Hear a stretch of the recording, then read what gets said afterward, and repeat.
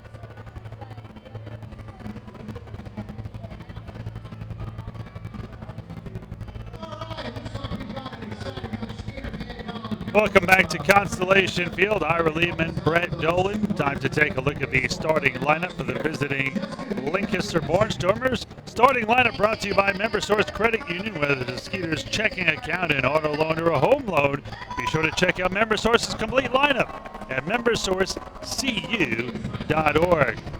Leading off, a guy you want to keep an eye on in this series, the speedy Darian Sanford, 99 stolen bases last year. He has also 14 this year, leads the Atlantic League. He'll be in center. In right field, batting second, Caleb Gindel.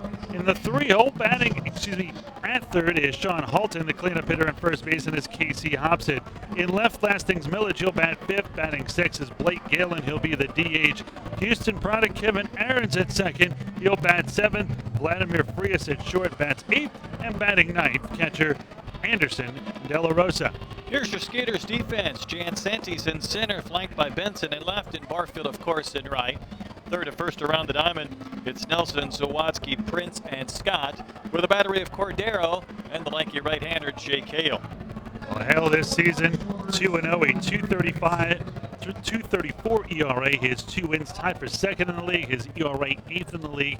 He is also tied for 8th in the league in strikeouts. This will be his 5th game all starts. In 23 innings, he has struck out 17 and walked 7. The 31-year-old stands in at 6'7", 190 from Albany, Ohio.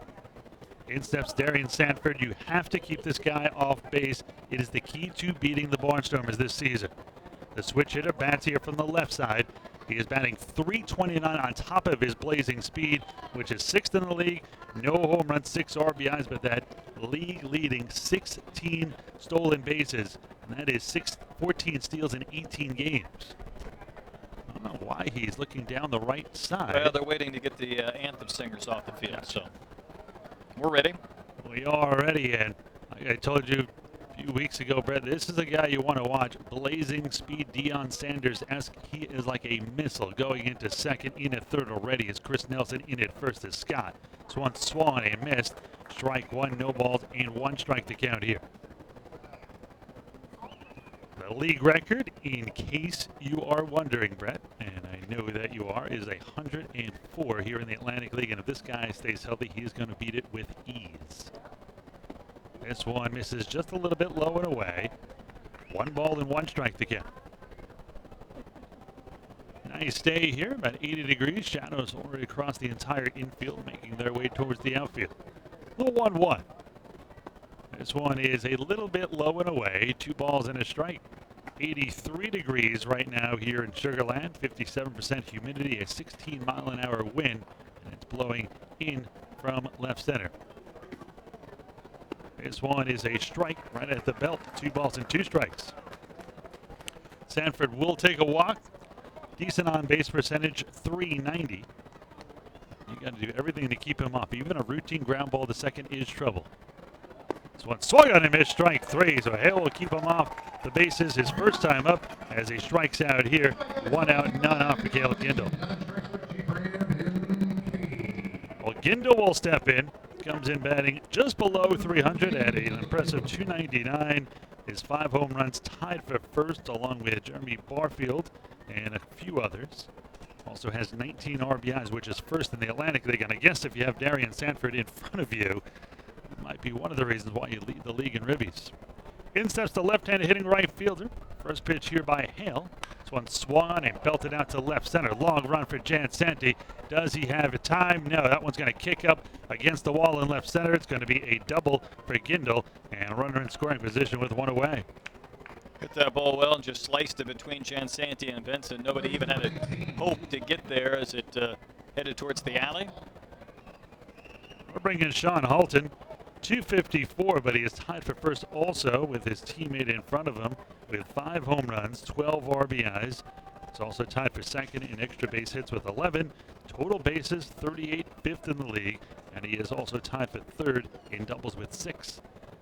A right-handed hitting third baseman steps in against the righty, the 6'7" Hale. This one is low and away, 1 ball and no strikes to count. Hale features 5 good pitches, a fastball, slider, change, cutter, and a sinker. He very rarely walks about it. They're going to set up inside here on Halton. Hale fire the 1-0 home, and this one high and outside, 2 balls and no strikes. Hale, 31 years old, drafted 3 times. He was drafted the first time in 2005 by the Indians in the 24th round, then by Toronto in the 20th round in 2007. He was at Ohio State, and then the second time out of Ohio State in 2009 in the 27th round. So on is skied into left center field. Coming in is the Skeeters center fielder Anthony Jancenti, who will bring it down for the second out in shallow left center. 2 down, 1 on for Casey Hobson. Hobson is a guy you always have to keep an eye on. A very tough out. 365 is second in the league. He is tied for second also with 4 home runs and 10 RBIs, and he is the son of Butch Hobson, who used to be the manager here with the Barnstormers. Now Butch at Lake County, Kane County, excuse me.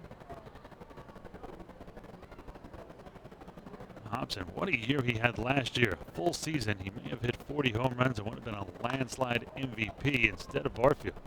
This one is fouled down the right side. No balls and 1 strike to count. Nice catch by a fan down there. With his hat. He always has that hat. Yeah, but Hobson has 1 more hit than Barfield in the early goings of this year, 27-26. Now the ball got loose somehow. How in the world did that happen? I don't know. Hobson last year, after beginning the season in Toronto's organization, where he spent his whole career for the Barnstormers, his 98 games, he had 320 with 24 home runs, which was only 3 behind Barfield, who led the league and had 65 RBIs. Talking about 42 less games, pretty impressive. Yeah, those are big-time numbers. I mean, if you didn't know better, you'd say that's a great season. And then when you look at the games played, it makes you do a double take. 1 ball and 1 strike to count on Hobson. 2 outs, runner down at second, and Caleb Gindel. This one off the fists, fouled back. 1 ball and 2 strikes. Last 3 starts for Hale. He is 1-0 with a 2.65 ERA. Last year, Hale in 15 starts, 6-3, a 3.73 ERA. Really, after becoming primarily a starter in 2013, he's been 30-14 the last 3 seasons. Certainly a reason the Skeeters won the championship last year. This one, Swan, broken bat, left side of the mound, and Nelson slipped at third, and there'll be no play. An infield hit, first and third, 2 away. Slivers of that bat went flying into foul territory. The ball didn't even make it 70 feet, and yet no one was within 10 feet to even pick it up. You see Nelson trying to kick out his spikes. He took 1 step towards his left, and he fell down, and it was way too far away from Hale. It was kind of in no man's land between third and home. Well, runners on the corners now for former big leaguer Lastings Millage. So in steps Millage. Millage comes in hitting .306, no home runs, 3 RBIs.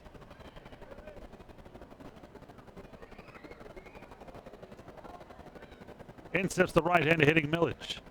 This one is a fastball strike on the outside corner. No balls and 1 strike to count here on Lastings. Well, this guy's been around for a while. I did his Arizona Fall League games when he was on his way up the first time. That's been more than a dozen years ago at least. First-round picks in this game. Nelson at third, a first-round selection. Kevin Aaron's the Houston product, also in this lineup for the Barnstormers. And Millage here was also a first-round pick. This one is fouled off. No balls and 2 strikes, and now Hale is 1 strike away from getting out of this first and third 2-out jam. No score here, top of the first, just underway.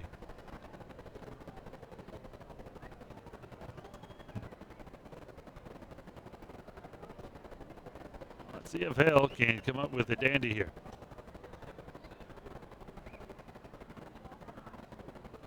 Looks that's a runner at first. They'll come home, and this one low and away. Great slider there by Hale. Millage lays off of it. Millage, 32 years old. Former first-round pick of the Mets. 12th overall selection in 2003. Do we play Tess Dolan on the first overall pick there? Yeah, but you got to tell me the team. That's always, I know the rules. Let's see if we have time. We can get 1 more pitch. The 1-2. So want to chop back to Hale. We won't. Hale will throw it up to first. Little lollipop throw, and that'll do it. Nice job by Hale getting in and out of trouble. No runs, 2 hits, no errors, 2 men left on base. Barnstormers do not score here in the top of the first. Skeeters coming to bat for the first time when we return.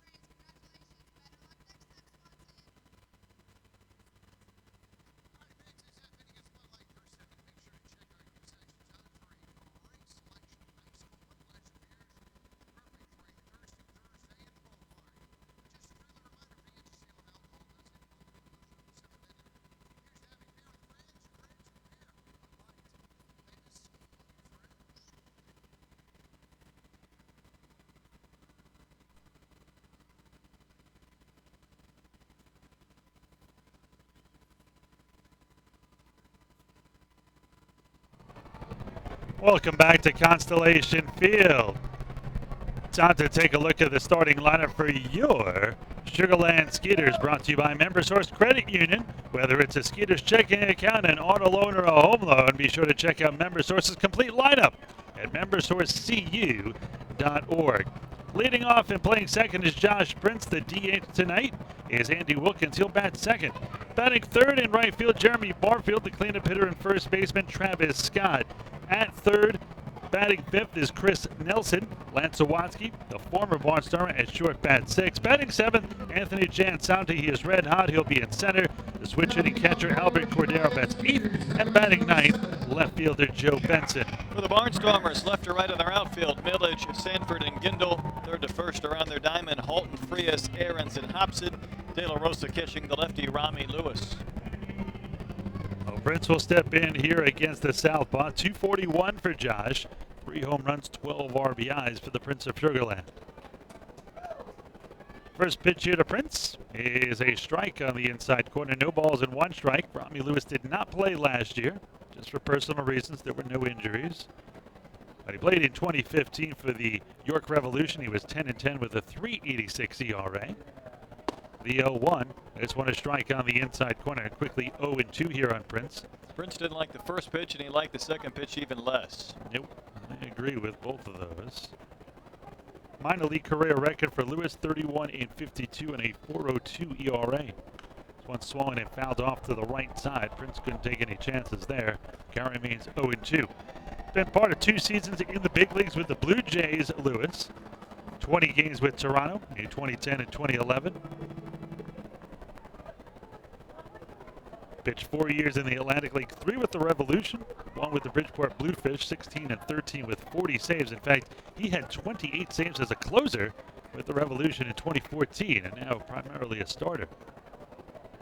See it the other way around a lot more, not quite going from closer to starter, more from starter to closer. Although they usually don't make that big of a jump. It's usually starter to middle reliever, maybe long relief, and then maybe setup guy, and then maybe closer. And he took the big jump. 1 ball and 2 strikes to count here on Prince. Lewis winds and delivers. Swan and missed strike 3. Well, Prince strikes out for the 25th time this season. That is 3rd in the Atlantic League. 1 out, none out for Andy Wilkins. 269, a home run, and 6 RBIs for the Skeeters left-handed hitting DH.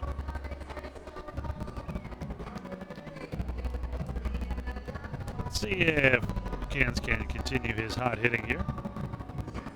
Batting .385 over his last 5 games, going 5-13. Battle of 2 former big leaguers here between Wilkins and Lewis. Wilkins spent time with the Brewers and the White Sox. Going to strike here to Wilkins. No balls and one strike. No score. Bottom of the first. Ira Lehman along with Brett Dolan. Andy Humphrey will be joining us later on as well. Lefty-lefty matchup here. The 0-1 is outside. 1 ball and 1 strike to count.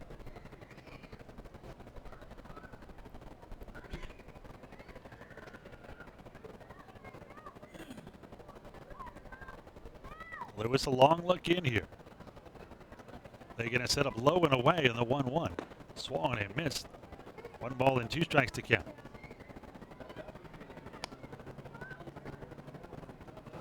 Really picking up now the shadows across the infield and the right fielder, Caleb Gindel, but both Darian Sanford in center and Lastings Millage in left, still in the sun. The 1-2. This one low and away, trying to get Wilkins to chase it again. He would not. So 2 balls and 2 strikes with 1 out and none on in the bottom of the first here. No score. See if they go back outside for a 3rd time. They will. And this one just a little bit low and away. Good eye by Wilkins. That did miss by much. Full count 3-2.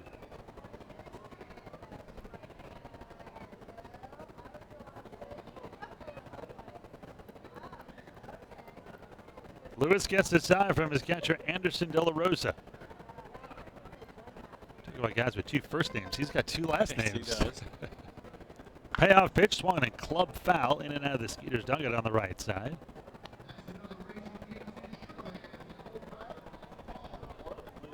Not too much action in the Atlantic League today. 2 games already rained out.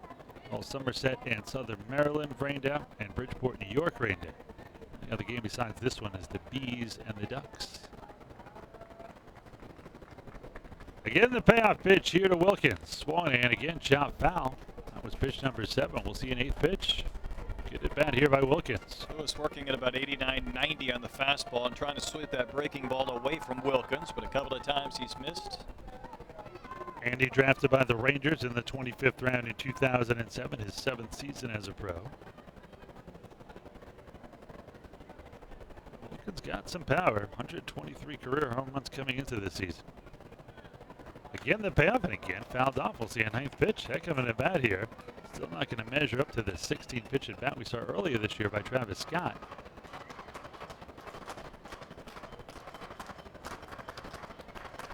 This is the kind of at bat that kind of knock a pitcher out earlier than he planned.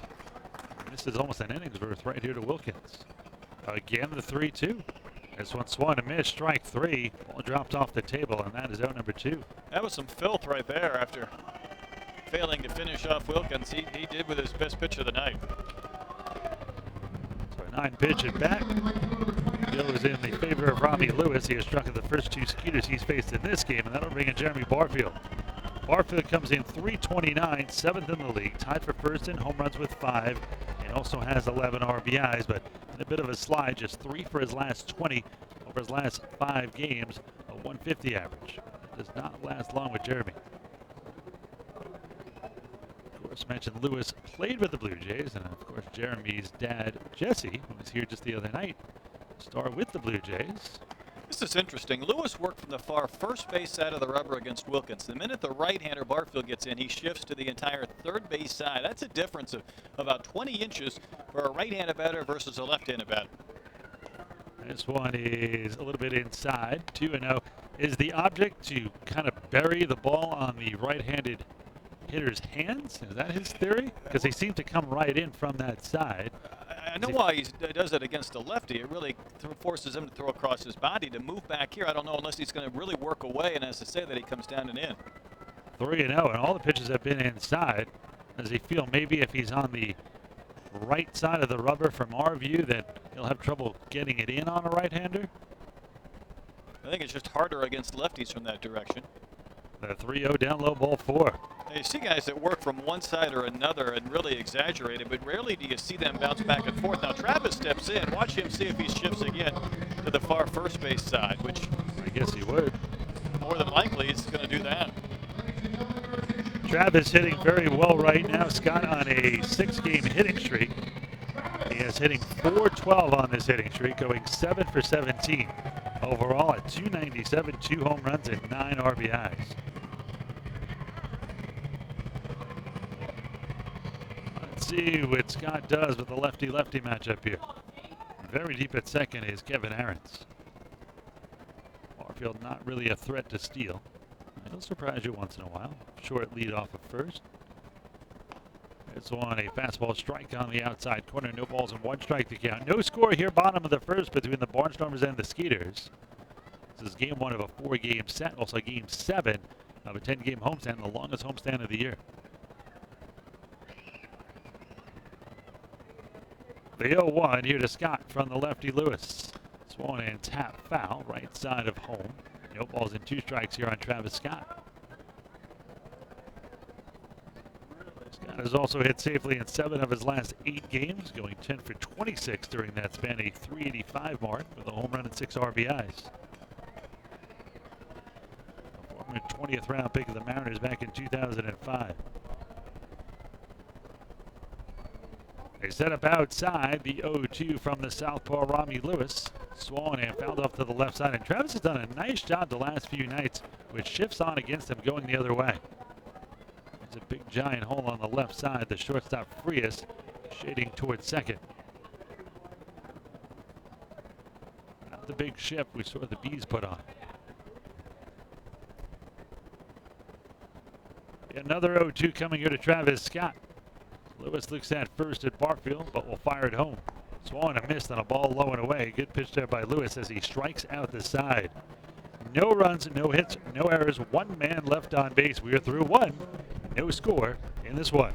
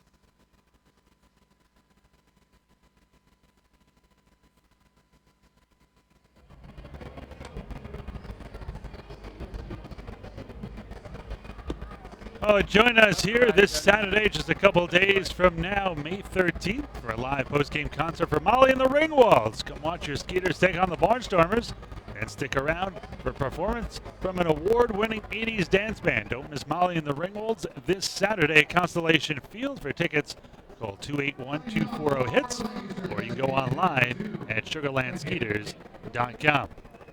Well, Jake Hale got into a little bit of trouble in the first, but stranded runners on the corners. Moved to the top of the second, no score. It'll be 6, 7, and 8 here for the Barnstormers. Blake Galen, Kevin Ahrens, and Vladimir Frias. The left-hander hitting DH, Galen, .302, a home run and 8 RBIs. First pitch here by Skeeters right-hander Jake Hale is right down the middle for a strike, 0-1.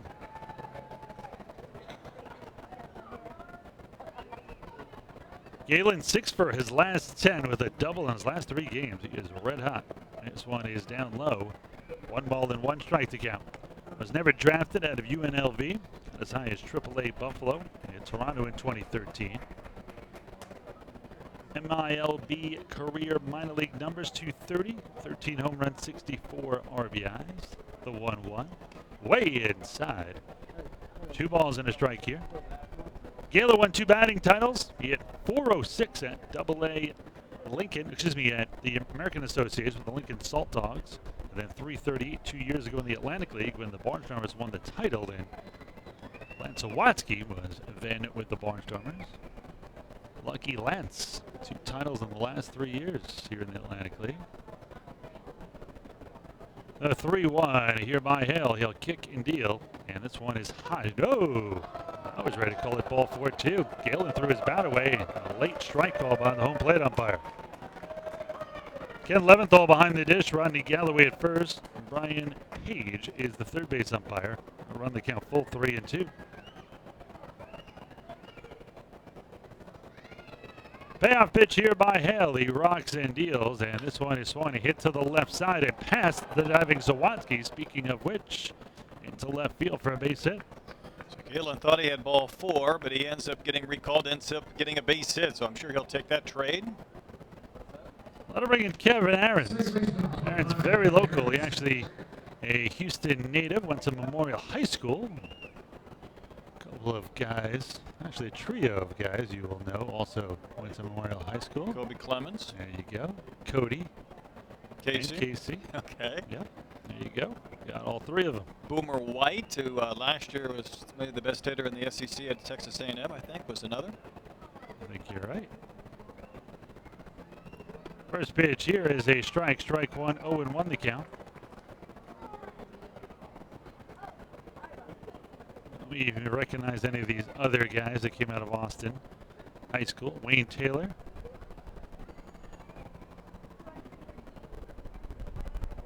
Daniel Donaldson. Josh Baker. No? These are Memorial products? These are Memorial High School products, correct.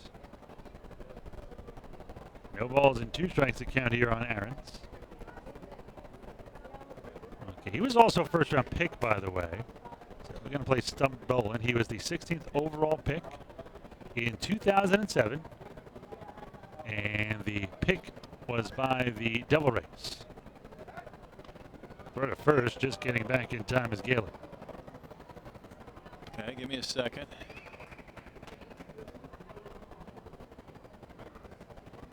Jay up? Nope. Not Upton? Nope. Okay. I'll give you a hint. Mike Moustakas from your Royals was the 2nd overall pick that year. David Price? There you go. Josh Vitters, who played here in the Atlantic League, was also picked next. Ground ball to first. Travis Scott goes to second for 1. The relay to first not in time. Great effort on both ends. It was a slow roller. Scott was about halfway between first and second when he got that one, and Prince tried to rush it. They could not turn a double dip. Pretty close effort. Travis got a good throwing lane down to second to make sure they got that lead runner. So 1 on and 1 out now. We'll bring up Vladimir Frias. Frias comes in 275, 2 home runs, and 14 RBIs. Frias a grand slam yesterday against the Blue Crabs. He gets it safely in 10 of his last 11. Switch hitter batting here from the left side against the right-hander Hale. No score here, top of the 2nd. Hale keeping a good eye on Aarons, who has a decent lead down at first. It's one a strike on the inside corner. No balls and 1 strike to count here on Frias.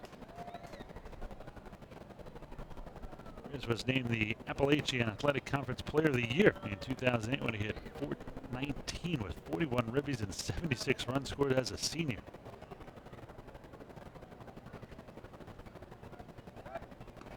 Throw to first, very close.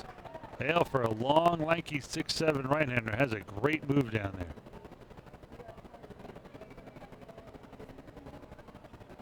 No balls, 1 strike, 1 out, 1 on. No score here, top of the 2nd.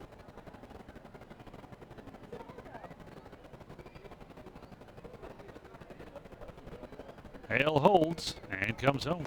This one is high, 1 ball and 1 strike.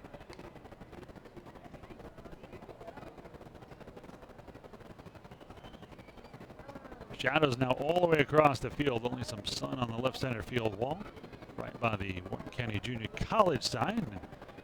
Wharton County Junior College night here. From Wharton County upstairs in the suites. A big hello to them. Ground ball back to Hale. He goes to second for one. A relay to first in time. What a play. Reminiscent of last night what Andrew Johnston did with the bases loaded and nobody out. That'll go down as a double play.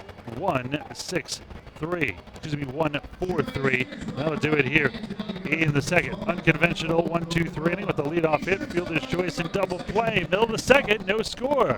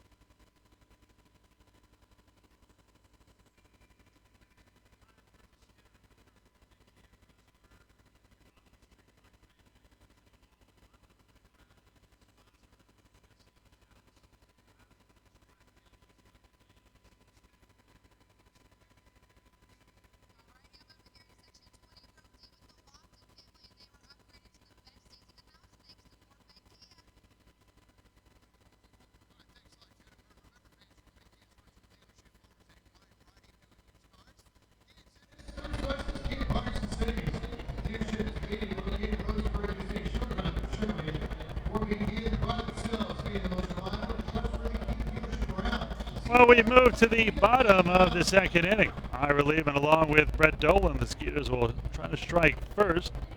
Jake Hale has pitched out of trouble twice. And Rami Lewis, who will face the Skeeters for the second time, struck out the side in the first. Will face Chris Nelson, Lance Zawatsky, and Anthony Jansanti. Tomorrow will be Pink in the Park here, as well as a fireworks display afterwards. Of course, Pink in the Park Breast Cancer Awareness Night, sponsored by Memorial Hermann. Good day. Wear your pink. You got any pink? You gonna wear some pink tomorrow? Pink Panther? I'll have to dig deep to see if I have something in my closet. Didn't Jerry Seinfeld say that's what the back of closets are for? Chris Nelson will step in. 237 for Nelson with a home run and 7 RBIs. Broke his 9-game hitting streak yesterday, but still over his last 10 games, hitting an even 312 for 40.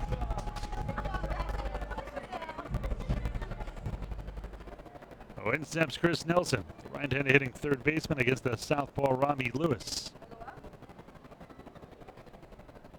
First pitch here to the right-handed hitting third baseman is a little bit high and outside. 1 ball and no strikes. No score here in the bottom of the second. They're going to set up a way here on Nelson. This one swung and a slow roller up the third base line. This is trouble. Lewis will pick it up and have no play. Nelson with an infield hit here, and the Skeeters in business. The old swinging bunt about 45 feet up the third base line.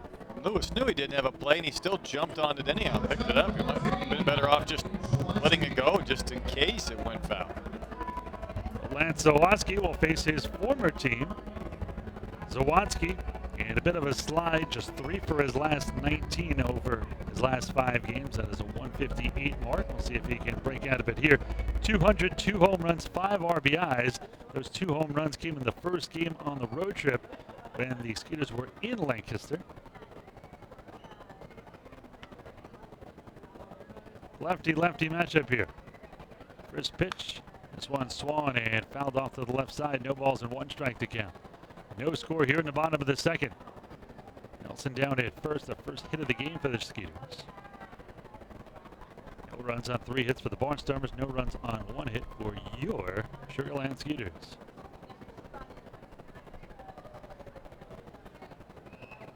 The 0-1 here by the lefty. Swung and hit down the left side. That one foul back into the seats.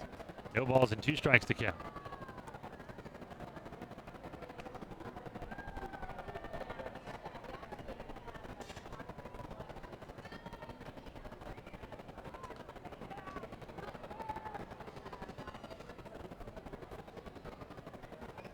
Lewis is ready, takes a look at Nelson at first. They're going to set up inside here on Zawadzki. The 0-2. This one low and he gets away from the catcher, De La Rosa. Nelson's going to make it to second. Now that'll probably be a wild pitch, but that should have been caught. Yeah, it's got to be a fastball. He just botched that one a little bit.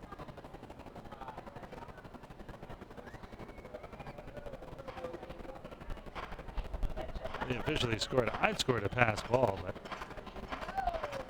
I'm putting it down as a pass ball until I see otherwise. If that's not a pass ball, I don't know why we have catchers behind the backstop. You can have the old Little League backstop if you like. And they're going to call it a pass ball. The 1-2. Swanahan fouled off to the left side. Count remains 1 ball and 2 strikes here on Zawadzki. This next pitch by Lewis will be pitch number 30.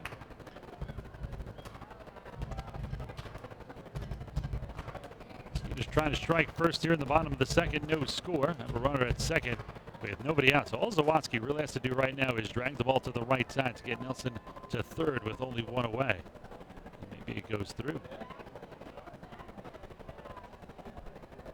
The 1-2 here by Lewis. Check swing just off the outside corner. Tough pitch to take there by Zawadzki. 2-2.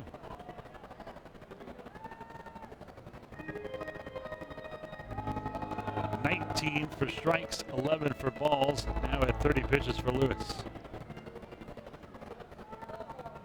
Big hole on the left side. If Zawadzki could go the other way, the shortstop Frias again shading towards second with the left-handed hitter up there. And this does not look comfortably. Steps off the mound, goes to the rosin bag.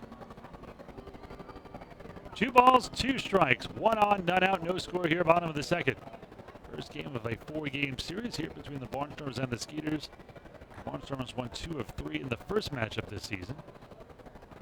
The 2-2 hit hard down the right side, foul. You know how somebody asks you how you are and you say, 50-50? Well, the Skeeters and Barnstormers all-time series right now tied at 50-50. Wow. Yep.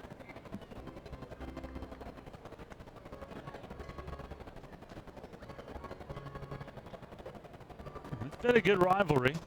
Skeeters beat the Barnstormers in the 2014 Atlantic League Championship Series. Skeeters won the championship last season, although they did not have to go through Lancaster. In fact, Lancaster was the wild card team that year, and they won the title.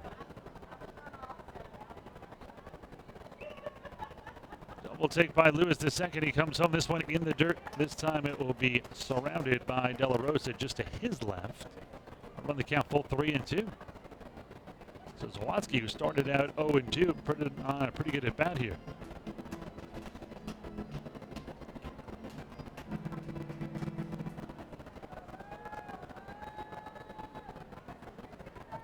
Pitch number 7 coming here to Zawadzki. Lewis looks at Nelson at second. The payoff pitch to Zawadzki, swung and missed. Ball dropped off the table again. Pitch by Lewis, his 4th strikeout already. All 4 outs recorded via the K. That's what's interesting by Lewis. He's shown some outstanding pitches early, and he's finished off hitters. In between, though, it feels like he's nibbled a bit to extend some at-bats and some pitch counts. That last pitch is almost unhittable, but he had 3 or 4 where he tried to get the verdict and couldn't do so. We'll bring in the red-hot Anthony Jansanti. Jansanti has moved up to 9th in the league in hitting at .325, a home run, 10 RBIs. He is also 3rd in the league in hits with 25. In steps the right-handed hitting center fielder. Open stance from the right side for Anthony. And squares the bunt here, and a good one up the left field side. And the throw to first is thrown away down the right field line past Hobson, scoring easily as Nelson. Jansanti will have to hustle back to first, and the Skeeters take a 1-0 lead. Going as a sack and an E5. Having the runner come all the way around.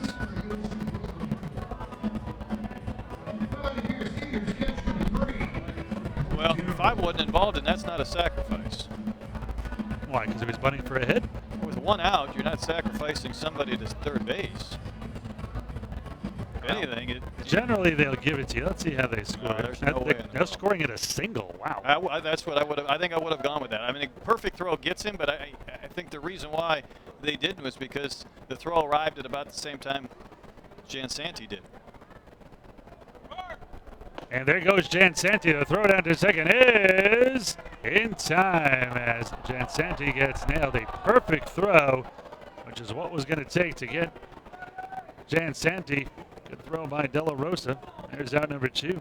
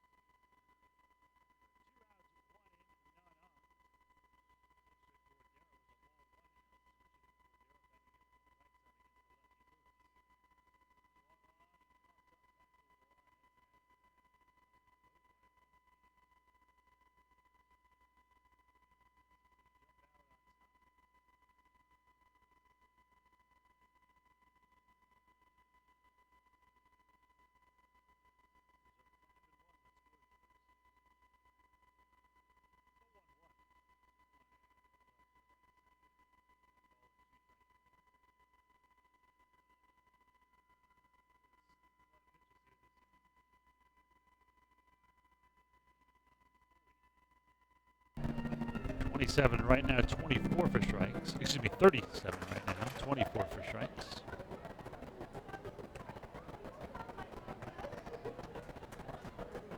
The 1-2 here by Lewis.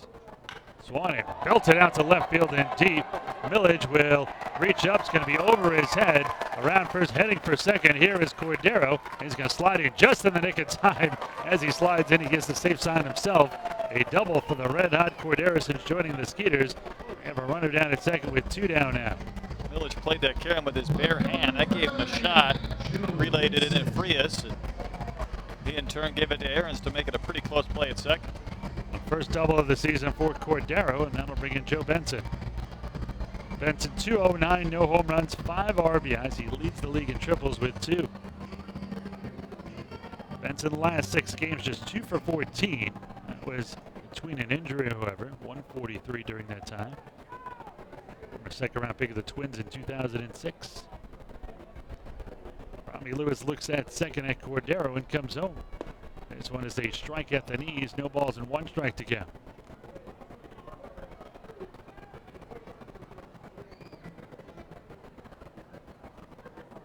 Benson, 253 career hitter, 89 career dingers, and 413 RBIs in 959 games coming into this season. The 0-1, this one a strike on the outside corner, 0-2. No balls, 2 strikes, 2 outs, 1 in, 1 on. Albert Cordero down at second. Bottom of the second. Lewis working quickly here. The 0-2 to Benson. Swung and fouled off the fist. Back to our right now to play. Count remains no balls and 2 strikes.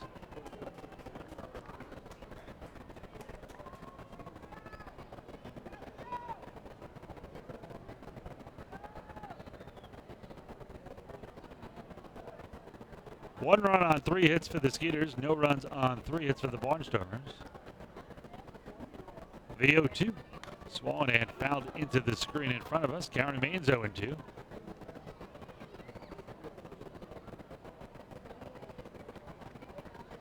Starting to cool down a bit.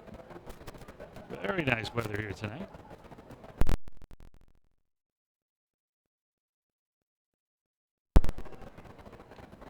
Again, the 0-2 coming here from Rami Lewis. Stares at second. Nobody covering. Steps off the mound. Wipes the brow. He's thrown a lot of pitches here this inning.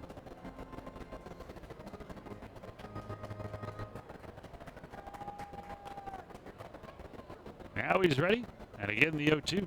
This one in the dirt. Good stop by De La Rosa. Keeps it in front of him. 1 ball and 2 strikes.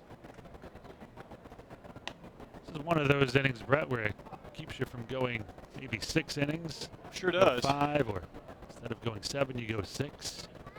That's shaping up to be the case. And again, if he's able to finish off Benson, it's been a similar issue where he's gotten ahead, nibbled a bit, maybe misfired on his spots. With those strikeouts, though, he's shown some good stuff late. The 1-2 to Benson. This one low and in. 2 balls and 2 strikes. Another long at bat by a Skeeters hitter. 2 balls, 2 strikes, 2 outs, 1 on, 1 in. Skeeters leading 1-0 here in the bottom half of the second inning. Wind picking up, rustling through the booth.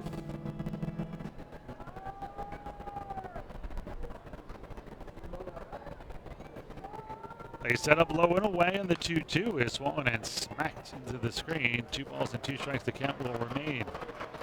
Good at bat here by Benson. Not only is he laying off tough pitches, but he is going with the pitch. If it's inside, he's pulling it. If it's away, he's hitting it the other way.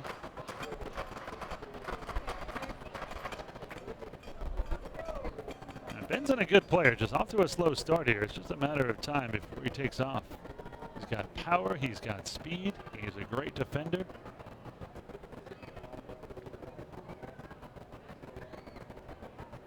Lewis from the stretch. They set up inside this time. The 2-2. Swan and a half swing. That is strike 3.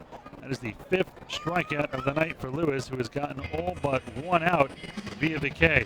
But the Skeeters get 1 run on 3 hits, 1 error, and 1 man left on base through 2. It is the Skeeters 1 and the Barnstormers nothing.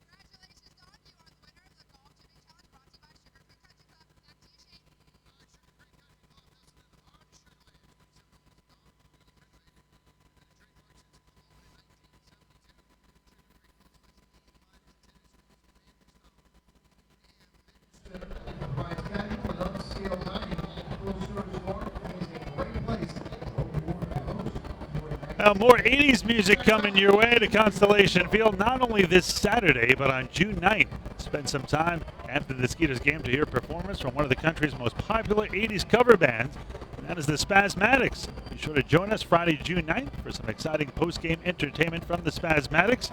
For tickets, call 281-240-HITS or log on 24 hours a day at sugarlandskeeters.com.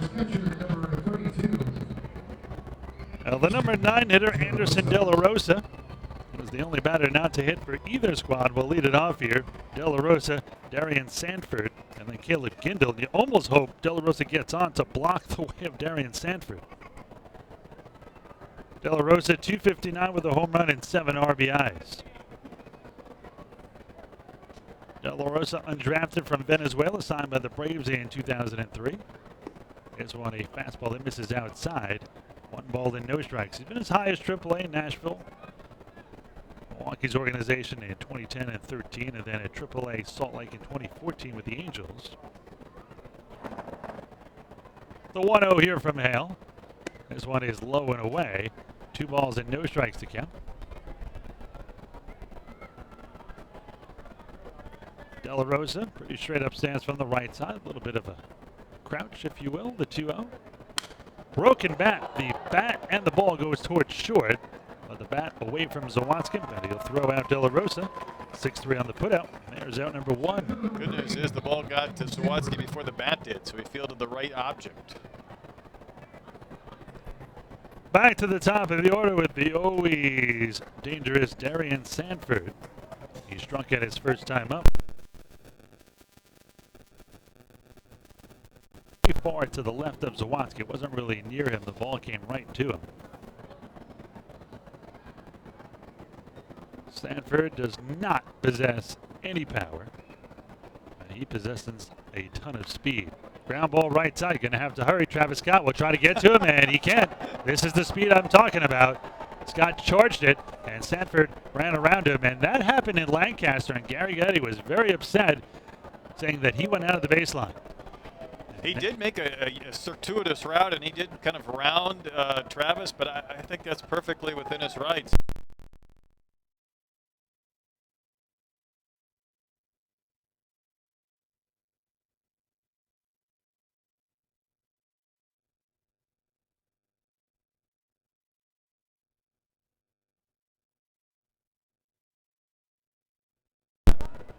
Closer to 5'7" to me. Oh, he's talking the other way. Yeah.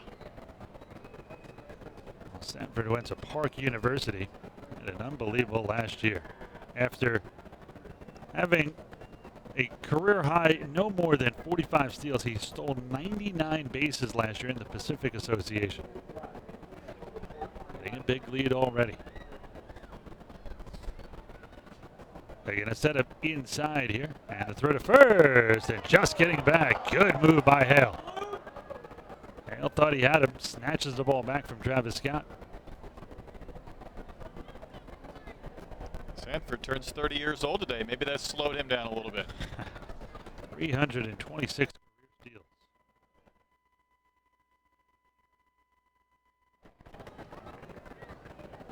Does not go here. A strike on the inside corner to Caleb Gindel. No balls and one strike. Guys like this, you can really upset an entire game. The Ricky Hendersons, the Tim Raines, the Vince Colemans of the world, and a guy like Sanford. Everybody's watching him. First baseman is trying to keep him close. The pitcher's taking his eye off the hitter. The catcher's nervous. Short and second are getting ready. Throw down to first by Cordero after the pitch out is not nearly in time. One ball and one strike. Force a pitch out. There's a guy down here you like. He's in a KC uniform with Gordon on the back. Yeah, I saw him earlier. There's two Royal fans in the house. Sanford should go here. Stops for a second. This one foul back. One ball and two strikes. One out. Skeeters leading 1-0 here in the top half of the third.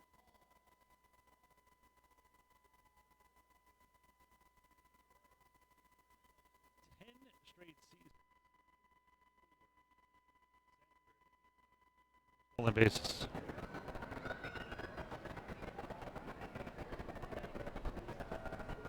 He's going to go here. The 1-2. He does not swan him in. Strike three. He gets the tough Gindel. Second can today. There's 2 away. So 2 down. Sean Halton will step in. The right-handed hitting third baseman flew out to center his first time up. He's 0 for 1.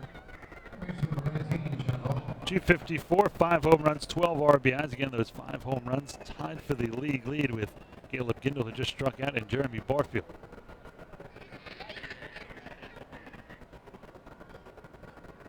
And most of the time, you'll see a guy go who has any sort of speed. Another pitch out here, 1-0. With 2 outs and a batter getting behind in the count. So you know Sanford's going to go if that scenario arises, if he doesn't go before. He's had good luck with him in Lancaster, though, although one game he stole 3 bases alone. He's been caught 4 times, leaning a little towards second, and that time called. I think that was by Cordero. Well, this is the game of cat and mouse. He's already pitched out once. You rarely see back-to-back pitch outs. Not that you couldn't throw a fastball here if you're Hale, but this is where you almost say to Sanford, let's see what you got. Throw to first. Did they get him? No. Very close at first. We're seeing 3 straight pitch outs on Ricky Henderson. What is even the point of that? You might as well just walk the batter. He's going to get second anyway. I remember Ricky was such an artist that they would, if he was the runner at first, in other words, there was a runner at first and he hit a ground ball, they wouldn't even try to force out the second. They would get him at first and let a runner get the second just so they didn't have to deal with him and because he was going to swipe second anyway. That disruption factor plays a lot. Really the only type of guy in baseball who can really disrupt an entire game. There he goes, starts and stops. This one hit towards short. Sawatsky has it, flips to second. That'll do it. And Prince throws it on to first for a pretend double play, but the fielder's choice. And it goes down 6-4 is enough. No runs, one hit, no errors, and one man left on base. Middle of the third inning. Skeeters still leading this one over the Barnstormers, 1-0.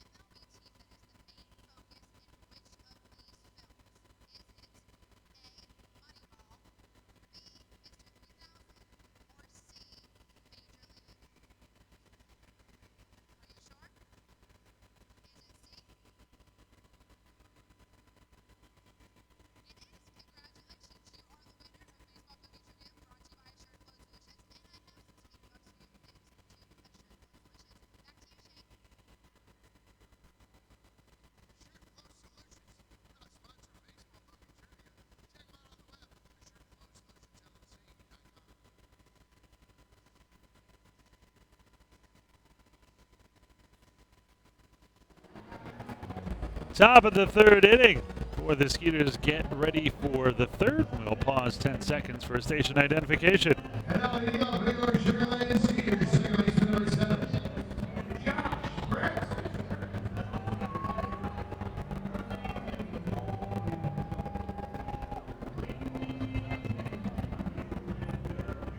So top of the order here in the bottom of the third with the Skeeters already leading 1-0. They'll send up 1, 2, and 3. Josh Prince, Andy Wilkins, and Jeremy Barfield. Prince struck out his first time up. In fact, Lewis struck out the side in the first. He set down Prince, Wilkins, and Scott. First pitch here, a strike. 0-1 the count to Prince. Prince came in 241, 3 home runs, and 12 RBIs. Josh hitting an even 209 for 45 over his last 10 games. It's one high and outside, 1-1.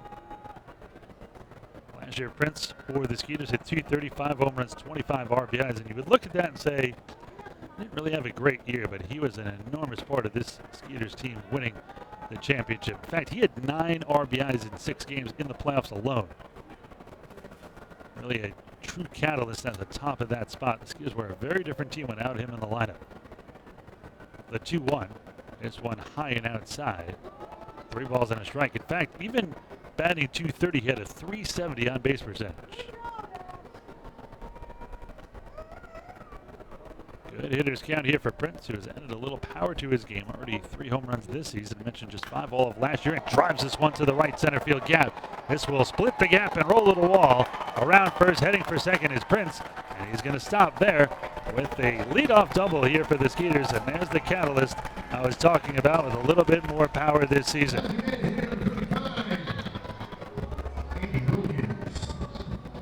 So Prince on the season. That is his 6th double of the year and leads the team now. That'll bring in the left-hand hitting Andy Wilkins. We'll try to pull it to the right side. Wilkins also, as I mentioned, struck out his first time up against the lefty Lewis. 269, a home run, and 6 RBIs for Andy. Both teams with 4 hits apiece. Skeeters leading 1-0, trying to add to that lead here in the third. Lewis has not looked comfortable out there since the first. Steps off the mound, said it was his fault, wants the signs again. First pitch to Wilkins. This one a little high and tight. 1 ball and no strikes to count here. Wind's blowing in from right center now. The lefties like Wilkins will not have much of a chance for a home run tonight, but the righties will love it. Big hole on the left side. The shortstop, Frias, is behind Prince, just to the left of second. The 1-0. This one high and outside. 2 balls and no strikes.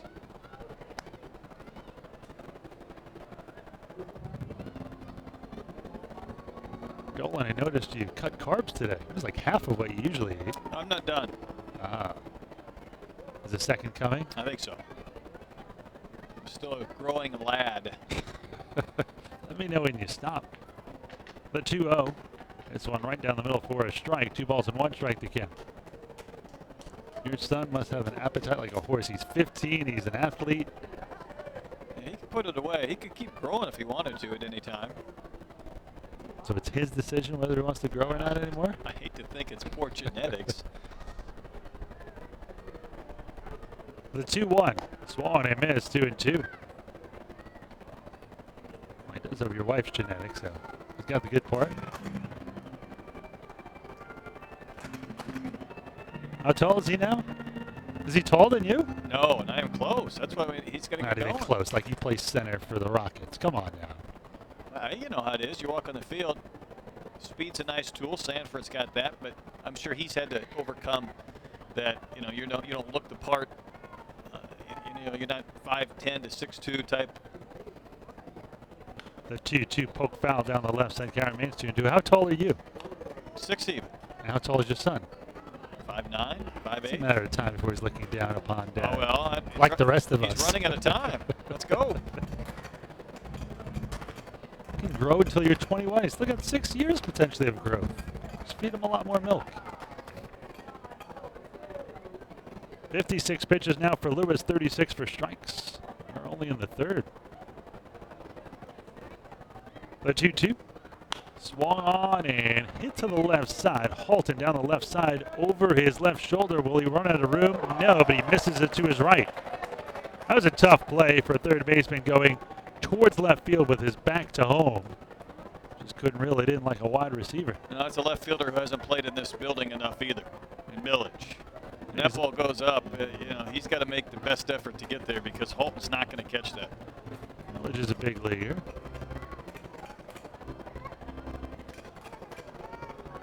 Now 2 balls and 2 strikes to count remain. Skeeters leading 1-0 here in the bottom of the third, trying to add to this with Prince down at second and nobody out.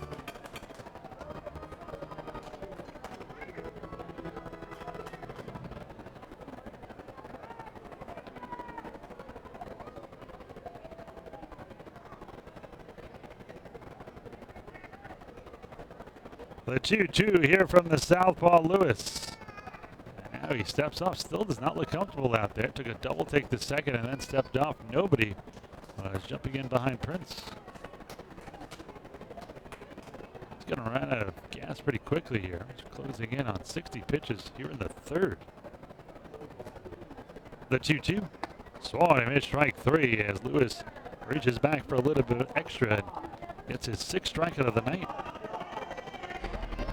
So 1 out for Jeremy Barfield. Barfield in a little bit of a slump, but I think even more surprising in a little bit of an RBI drought. He's now second on the team in RBIs. For Josh Prince, who's down at second. Oh, he's not going to like that. Can change that quickly right here.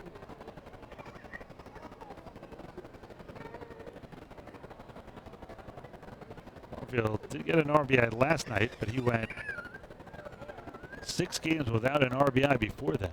That's a rarity for Barfield. This one swung on, skied to right field as he went the other way. Gindle fighting that wind comes in to his left, to his right, and he brings it down for the 2nd out. Throw to third, just kind of soft tossed it from right field to third base on 1 bounce.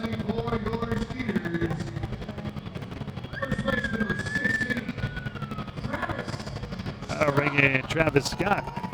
Scott struck out his first time up, and Lewis struck out the side. He was the last of those 3 strikeouts in the first.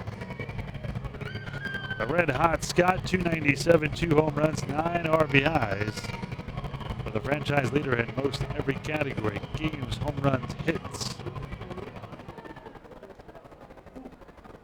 Intercepts the left-handed hitting first baseman.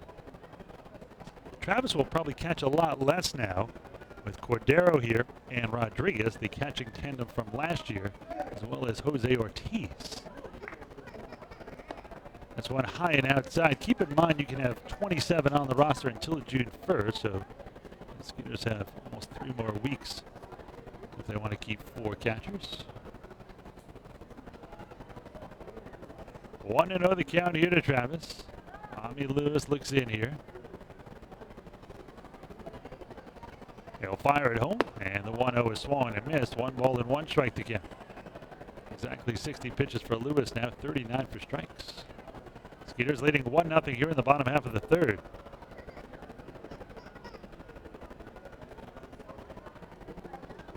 This game would be sailing along at 1-0, but it is not. No, it is not.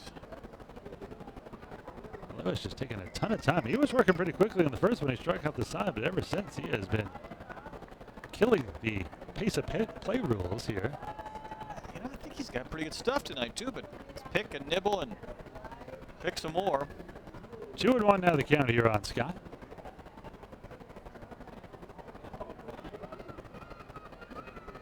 Lewis, double take to second. The shortstop sneaks in behind Prince. Vladimir Frias. That's ridiculous. I mean, Prince has a lead of 5 feet. There's 2 outs. The shortstop is already there keeping him close. He does not need to cut him behind. You are not going to pick him off, and you're only going to serve to break contact and lose interest in the hitter. The 2-1. Low and in, 3-1 here on Travis Scott. I agree with all of that, Dolan. I mean, you're playing him in such a position where he can't get a big lead. You're not going to pick him off. Why even bother cutting in behind him? By playing in that position, you're keeping him close where he's not guaranteed to score on a bullet to say the left fielder. Should Scott reach, Lewis is going to get over 70 pitches here in the third. Swung and chop foul off of first. The next pitch will be pitch number 65. He has burned through 2/3 of his arsenal here in the third. Prince getting back to second, backpedals the whole way. He's been out there a long time. Yes, he has. Full count now here on Travis Scott. 3 balls, 2 strikes, 2 outs. Prince won't be going anywhere. No force. He is at second. No one's at first. Skeeters leading 1-0 here in the bottom of the third. Lewis, another long look in, and again steps off here.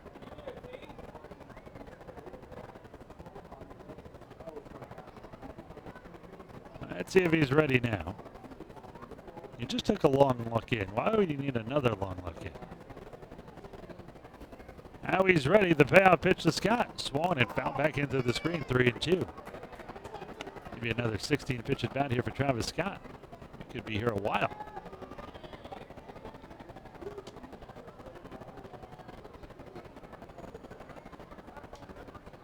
Both teams with 4 hits apiece. Skeeters again leading 1-0 here in the third.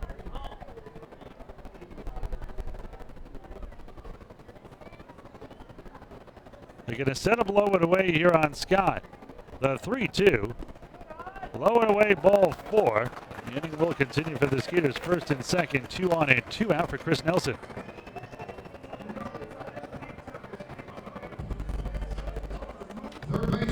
Nelson, who was in the big leagues for parts of 5 seasons, got to the big leagues first with the Rockies. He gets to play with guys like Todd Helton, Troy Tulowitzki, and then a couple of years later he's with the Yankees playing with CC Sabathia, Jeter, and A-Rod, and Ichiro. Man, if you can't learn something from those Yankees and Rockies teams, my goodness.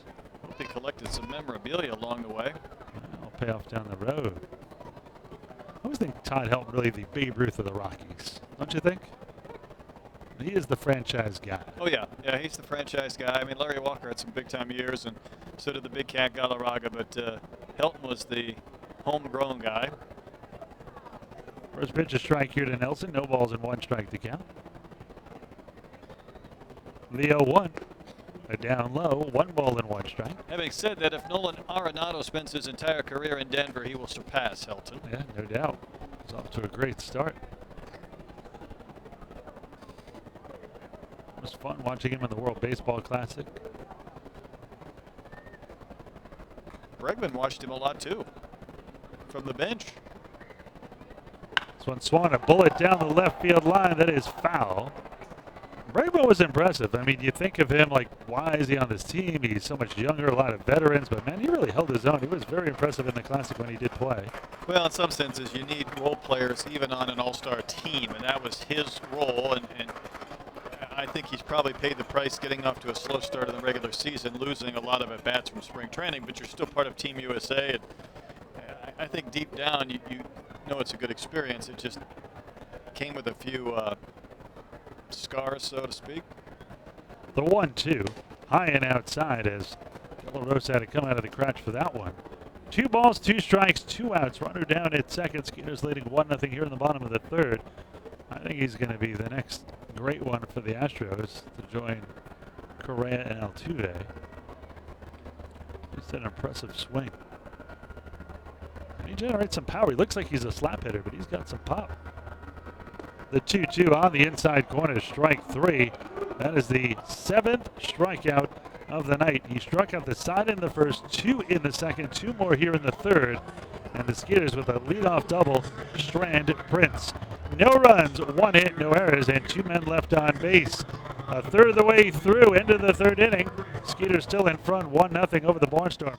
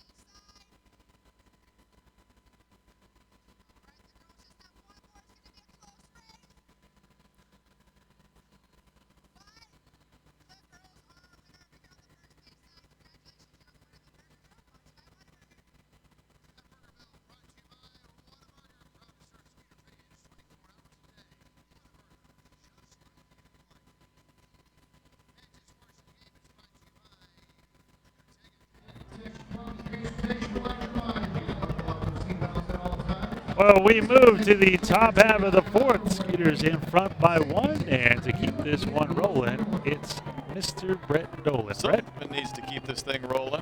Or get it rolling. Tight ball game. Skeeters leading 1-0. Casey Hobson just dribbled one with a broken bat that rolled about 60 feet up the third base line for a base hit back in the first inning.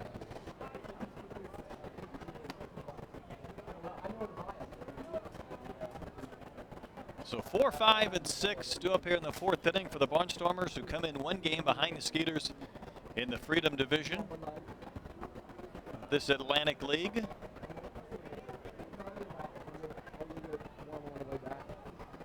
Opening game of the series after Sugar Land took 5 out of 6 from New Britain. First pitch of the inning, a sweeping slow curve that dropped in for a strike to Hobson. Hobson now with 2 more base hits than Jeremy Barfield, 28-26. He takes the fastball a little bit off that outside corner.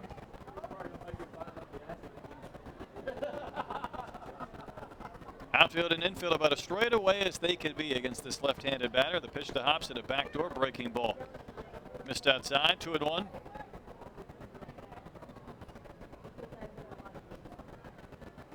Winds about 17 miles an hour, at times blowing in from right center field. Hobson waves and misses at a pitch that was up and out. He was not going to hit that one, but came up empty, and it's 2-2.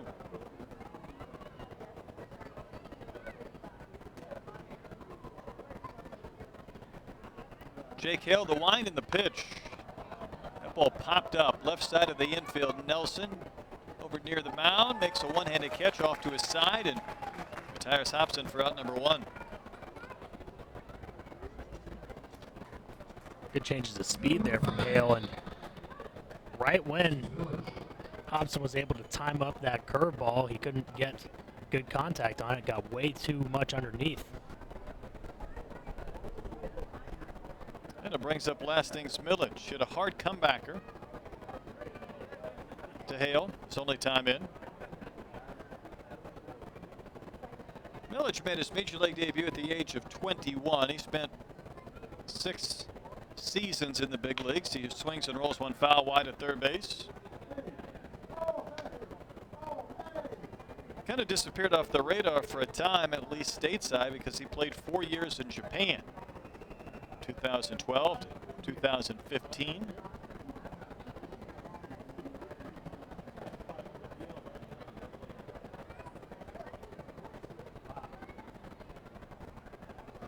Cordero holds his glove behind the back of Millage and then sets up way in. The pitch fouled back to the screen.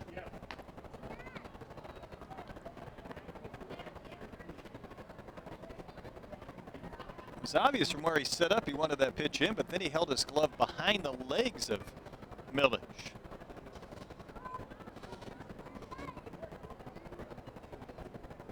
Nothing and 2 the count. Wants to come in again, but he misses way outside, and that skips into the glove of Cordero. Skeeters got their run and a bunt single and a throwing error in the second. That is it in this game. They've struck out 7 times through 3 innings against Rami Lewis, but his pitch count's way up there. Hale has worked around 4 hits through 3+ innings. Trying to give the Skeeters another strong start. Here's a pitch to Millage. Letter high, 2-2. Hale has gone 6 innings, 5 innings, 6 innings, and 6 innings in his 4 starts.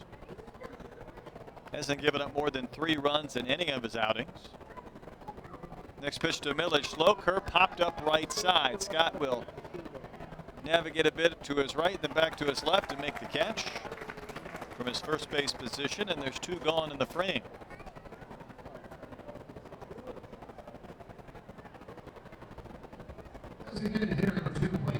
Here's the DH, Blake Galen. He singled back in the second.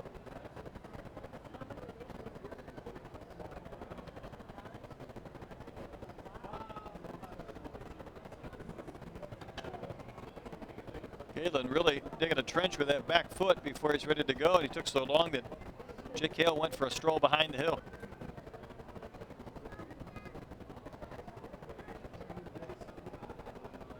So Cordero sets up into this left-handed batter. They wanted an appeal on potential check swing. The pitch was up and in. No, says Brian Page, umpiring at third.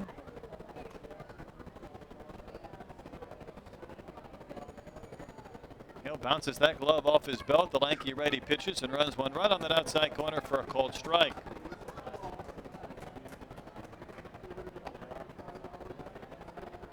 Hale works quickly with nobody on, winding and pitching again, and that ball hammered foul wide at first. He left that one up, and Galen turned on it, but missed it by a few feet down the line.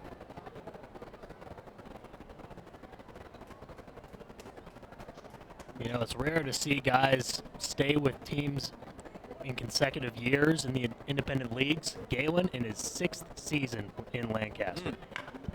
1-2 pitch hit in the air. Center field and drifting back Jan Sandy to his right, gliding well shy of the track. He'll make the catch. Retire Galen, couple of pop-ups and a flyout. The Barnstormers go in order. We go to the bottom of the 4th. It remains a 1-0 Sugar Land lead.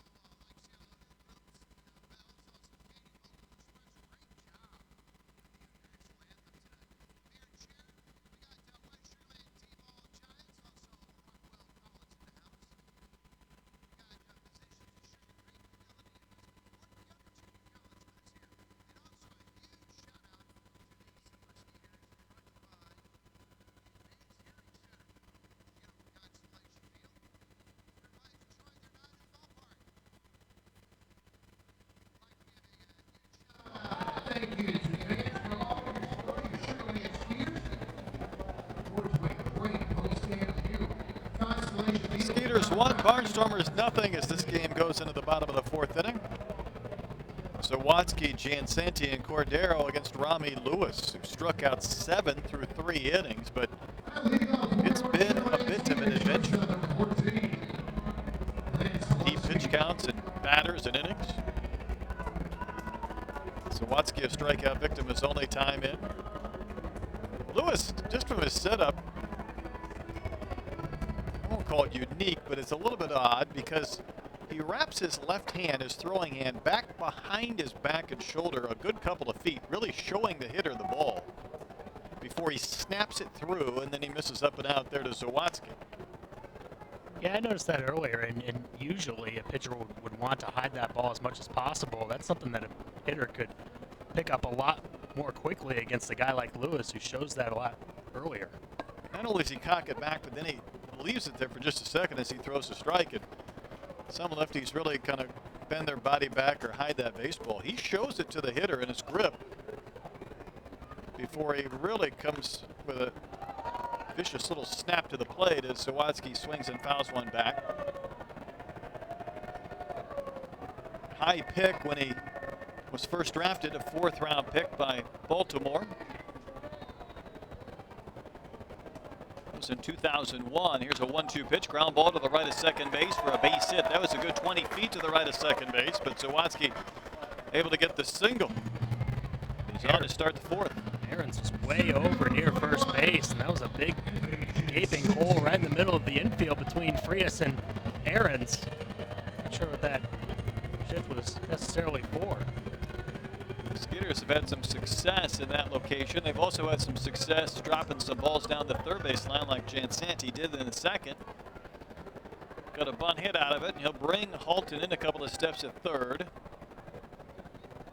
So don't look now, but that bunt hit gave Jansanti 26. We talked about Barfield not that long ago leading the league in hits.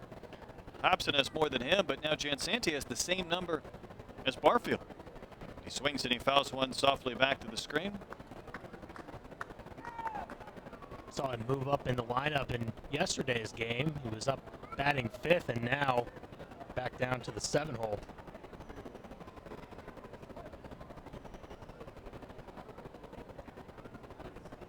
Wherever they put him or wherever Gary's penciled him in, he's hit. Began the day hitting .325. The pitch from Lewis, drilled towards right center field. This ball's hit well. Back into the gap. It's down. It's going to roll all the way to the fence near the bullpen.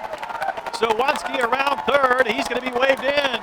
The throw goes to 3rd. In diving and safe with the triple is Jansanti. And the Skeeters lead 2-0.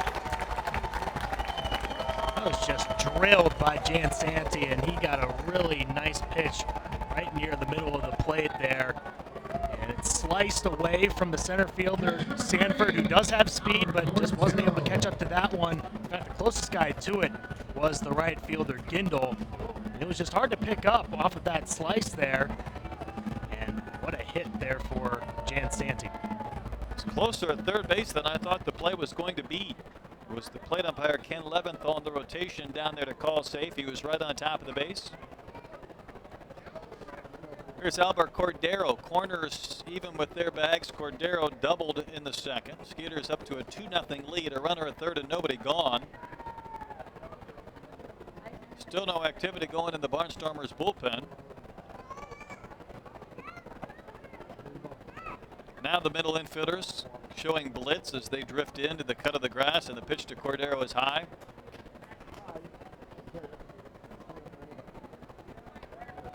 Middle infielders started back, and then they came in disguising their coverage. Brock Osweiler would have been very confused, but didn't matter for Cordero. Here's a 1-0 pitch.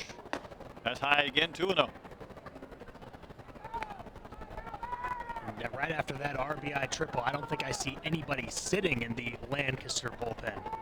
They're all up. True, a lot of guys kind of stretching and standing and kicking around, but nobody throwing. This pitch count has to be around 90 for Lewis. 2-0 pitch. Down and in, and a great stop by De La Rosa on a hard bounce to keep that one from going to the screen. He saved a run for the time being.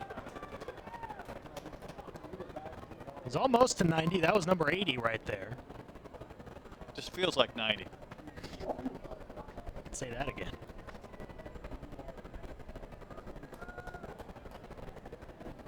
Single and a triple to start this inning. The count 3-0 to Cordero. Number 9 hitter Joe Benson's on deck.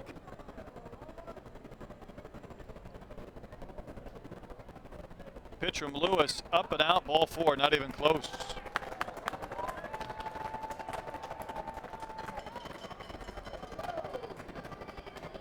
Single, triple, walk to start this frame. Here's Benson. I gotta say, something's got to come out of that dugout, and we're going to see a mound visit here. It's like Scott Patterson, pitching coach. Activity now starts to stir a bit in the bullpen.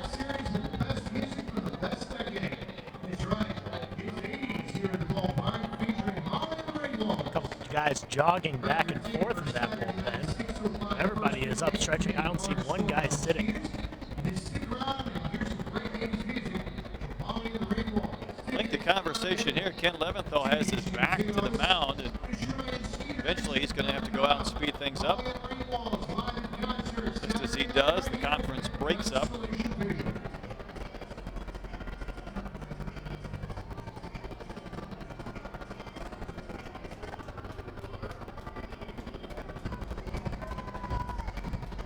So here's Benson. No homers, 5 runs knocked in.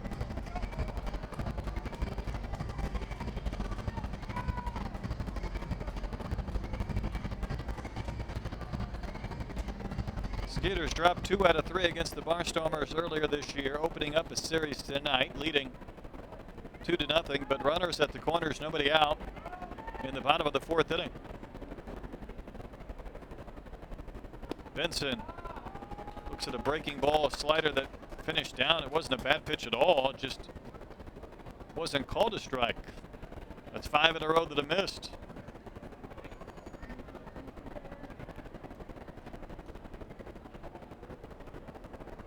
Josh Prince on deck now. Ball 6. That one's downstairs.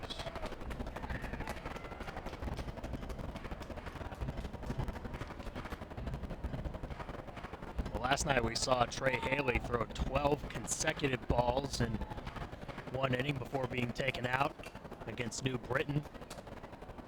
That happened so fast it was hard for Gary to kind of get somebody up. Ball 7. This has not happened quickly. This has been a gradual decline, and the Barnstormers are quite willing to just let him sit out there and wear it.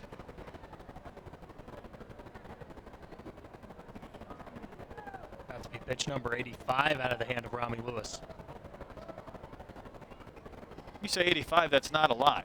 For 3+ innings, that's a lot. Ball 8. And the bases are loaded. There is a fatigue factor here that pretty hard not to see, Andy. I'm still surprised that no one's actually throwing in that bullpen yet. Guys have been stretching for about maybe 5 minutes or so, but no one's actually thrown a pitch. Now there's somebody getting loose. So the 6, 7, 8, and 9 hitters have all reached a run in the bank, and here's Prince.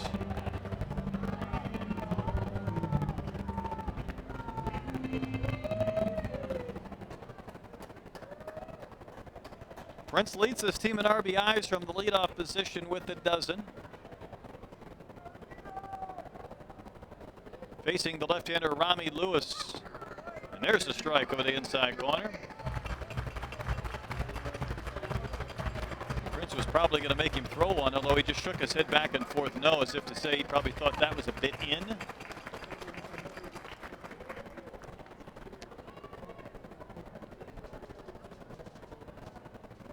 Corners in a couple of steps.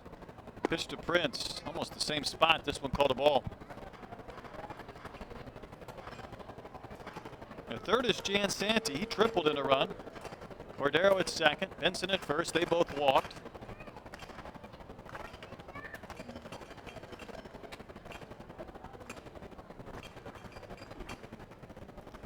Next pitch to Prince. Ground ball up the middle into center for a base hit. This will score a run and maybe 2.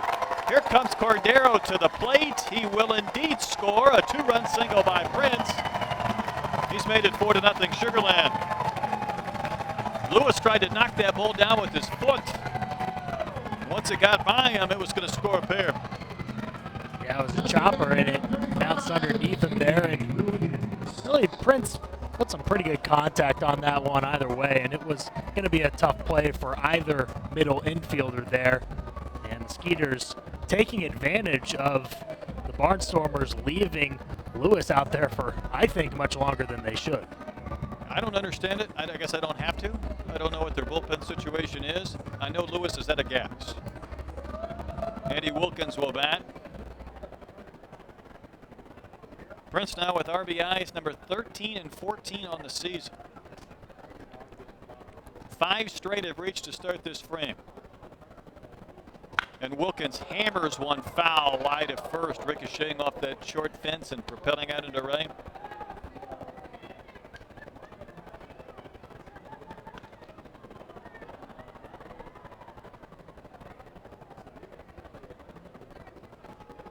Lewis struck out 7 Skeeters through 3 innings. He had given up 1 run. Had he retired Cordero, it would have been unearned, but it was an earned run in that second. That was it, but the Skeeters have played it 3 so far this frame. Fastball down and out. 1-1 to Wilkins, the DH, who's batting second tonight. He struck out both times in against Lewis. Boy, if he doesn't get Wilkins, then you have Barfield and Scott looming as the next 2 scheduled hitters. Good speed out there on the bases, the 1-1. Hit a mile in the air to center, but playable. It forces Sanford to drift back into the gap. We'll see what type of arm he has because Benson's going to tag. The throw's going to go to second. Prince also advancing. Both runners move up on a long fly ball out. I think your answer is not so great. Yeah, I think you're right.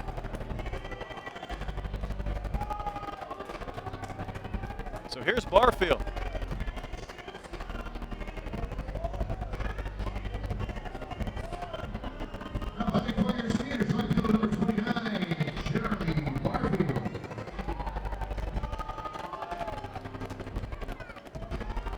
Teams have done a good job pitching Barfield. They've pitched him away. For example, he flew out to right his last time in. With the infield in here, though, I'd be deathly scared if I was a middle infielder, and they're just going to put him on. So after all that, I thought it was a little odd to see Barfield up there, but they'll go ahead and put him on. It'll load the bases. It'll set up a left-on-left situation. Travis Scott is the 8th hitter to bat this inning.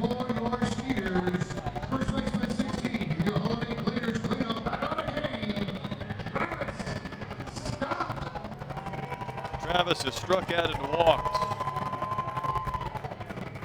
So the base is full of Skeeters and 3 runs in the bank already here in this 4th inning. 4-0 Sugarland leading.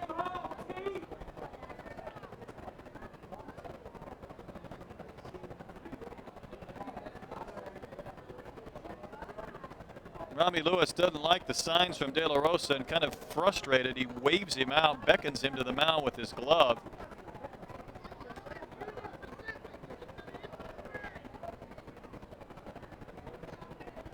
Plate umpire Ken Leventhal escorts De La Rosa out there.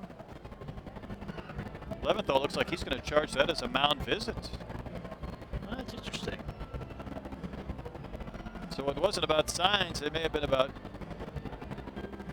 what type of pitch they want to throw to Scott, but they're going to charge that. He takes the notepad out of his pocket and puts a check mark on it. Whatever it was about, it wasn't a very long conversation.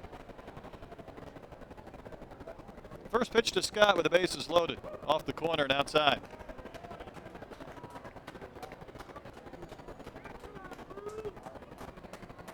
Runner at third is Benson. Prince at second. Barfield at first. Middle infielders are at double play depth, hoping to get a ground ball. They could turn to get out of this inning. Travis takes one outside again, 2-0. If I'm Travis, I'm just waiting for Lewis to put something over the plate. I'm not even going to take my bat off the shoulder until he actually throws a strike. Needs one here. 2-0 pitch. Travis waves and misses towards the outer half of the dish.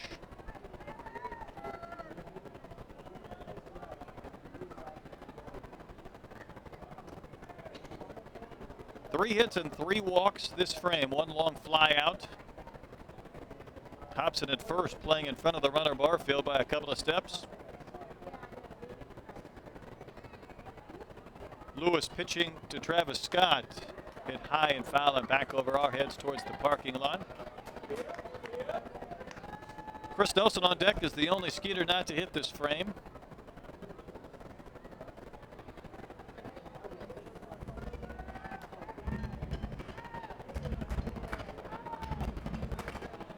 Prince knocked in a pair this inning. Jansanti had the run-scoring triple to kickstart this 4th inning.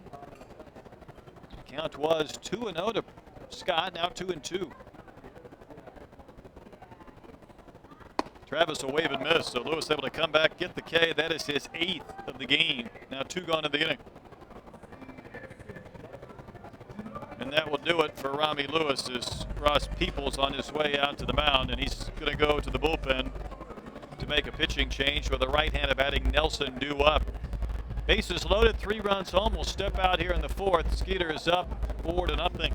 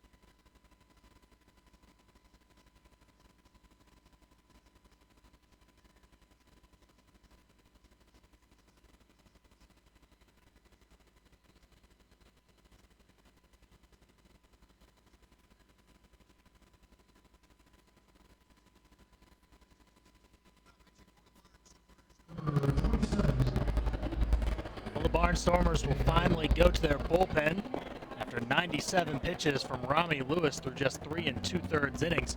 And the first man out of the pen for the Barnstormers is R.J. Hively. Drafted twice, 26th round by the Yankees in 2010 and the 19th round by the Diamondbacks in 2012. Plays college ball at Ole Miss, but as high as AAA.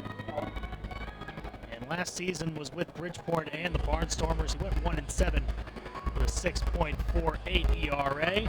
And this year he does not have an ERA yet. He's only pitched in 2 games, 2 innings, and allowed just 3 hits.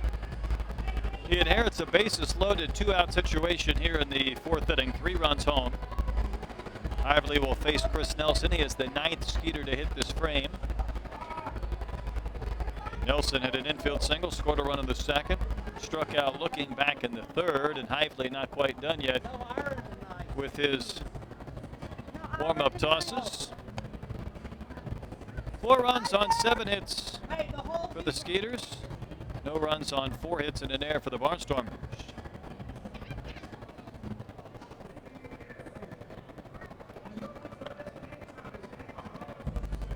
Ivan's actually pitched in 7 games, not 2. He's pitched in 2 games on the road for Barnstormers. All right.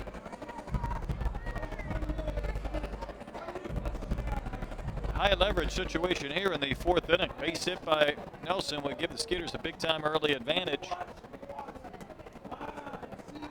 Good speed out there on the bases. Hively comes set with his glove near his chin, and the pitch to Nelson. Fastball down and out.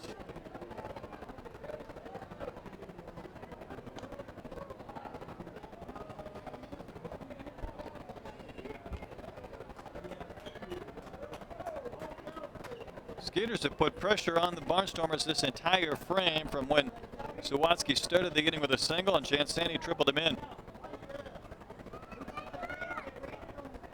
Pitch to Nelson, just off that corner. A little bit low maybe, 2-0. Not a bad pitch, but enough to make it 2-0 in the favor of Nelson.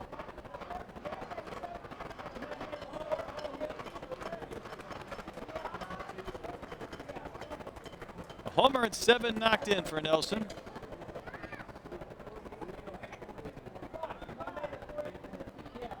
Hively's next offering.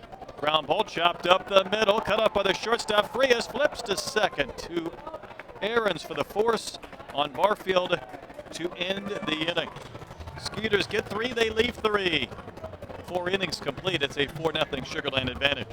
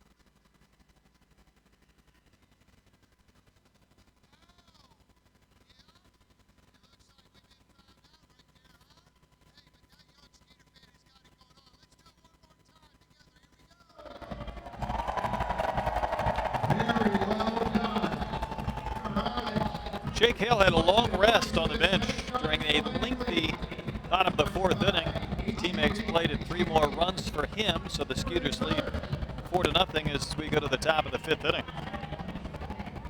Bottom 3 hitters, Kevin Ahrens, Vladimir Frias, and Anderson De La Rosa against Hale. You promised me a couple of nuggets on this date in baseball, so I want to hear what you've got for May 11th. Well, certainly the most peculiar one, if we go back to 1977, on this day in baseball history. Remember that time where Ted Turner, the owner of the Atlanta Braves, managed a game? He managed the game. The team was on a 16-game losing streak. He decided, you know what, I think I could probably turn this around, so he decided to send his manager on a 10-game quote-unquote scouting trip and decided to manage that game. And of course, the losing streak did not end. It extended to 17 games.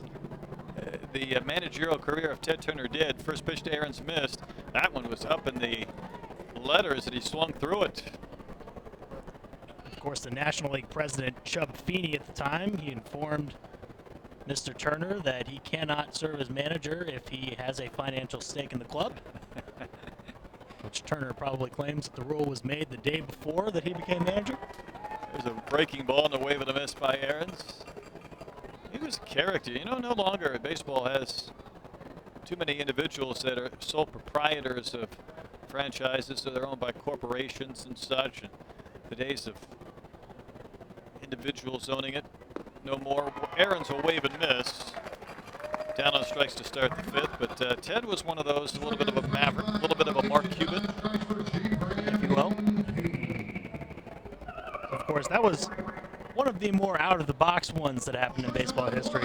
What I noticed on this day, May 11th, is that there were some pretty dominant pitching performances that happened on this day. 1963 was the second of 4 career no-hitters for Sandy Koufax. He had a perfect game going into the 8th inning and lost it when he walked Ed Bailey on a 3-2 pitch, but he ended up preserving the no-no. Frias, batting lefty, smokes one foul down the first base side.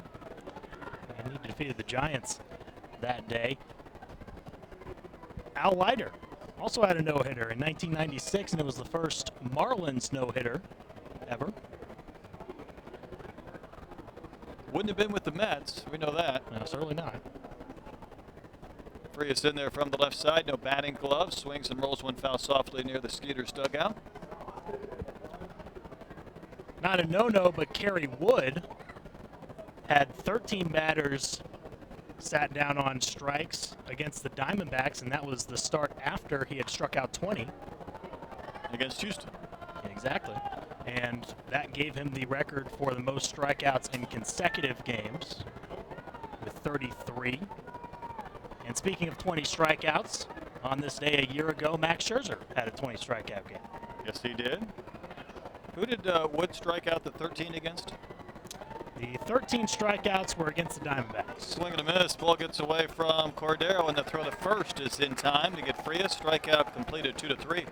I think I was at that game. I was at the start after or two starts after Kerry struck out 20 at Wrigley. But I can't remember if it was that one or not.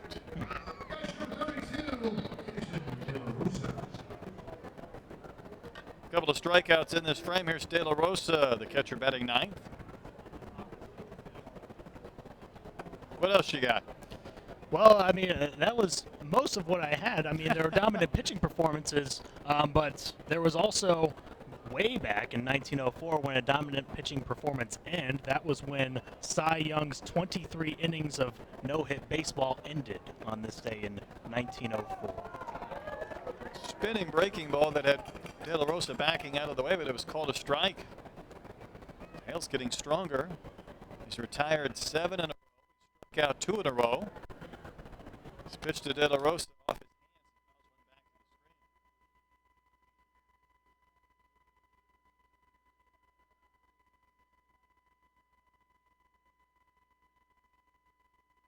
hands. Cy finished with something like 511 wins, something just that no one else will ever. Oh, it won't ever be touched. Come close. Sure. 2-strike pitch. That's down and out.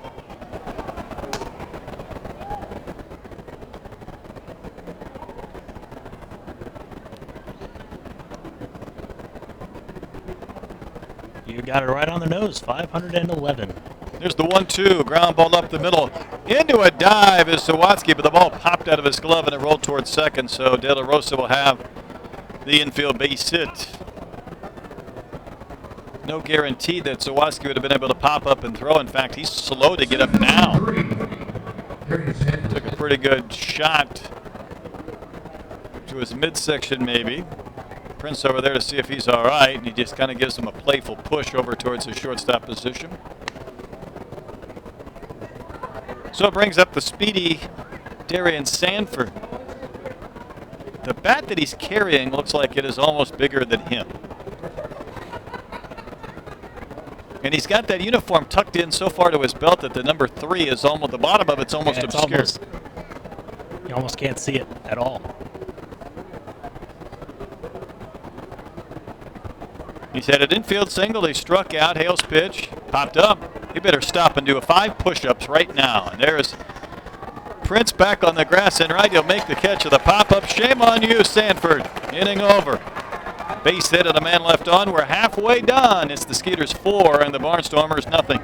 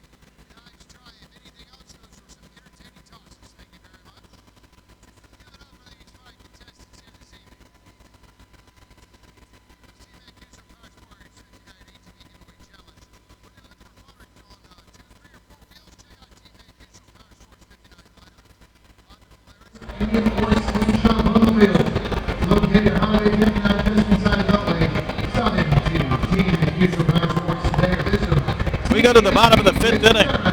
Skeeters 4, Barnstormers nothing. It'll be Zawadzki, Jansanti, and Cordero, the same batting lineup that started the 4th inning. The Skeeters sent 9 to the plate, scored 3, and left the bases loaded. R.J. Hively able to get Nelson to bounce out to end the inning. He's back to work here in the 5th. Skeeters have had a lot of traffic on the bases. They have 7 hits, but they've also walked 5 times.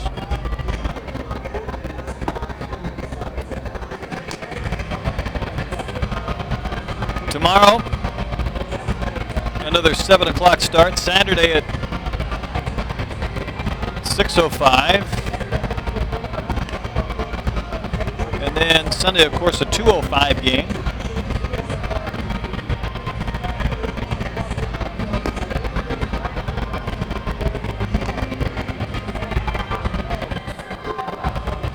So a 4-game series to wrap up a 10-game homestand. Maybe the most delightful weather we've had in a long time in back-to-back continuous days. And Skeeters playing some good baseball. Winners of 5 of 6. There's only a way to capture this weather in a bottle and save it for later. Sure would be nice.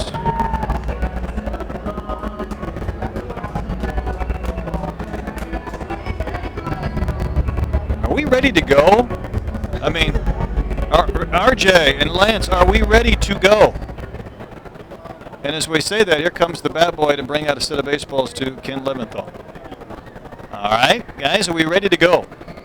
Because we're almost 2 hours in and we're in the bottom of the 5th inning. And one team hasn't scored. We're going to have a pitch, Andy. Look at that. Wow. And it's low.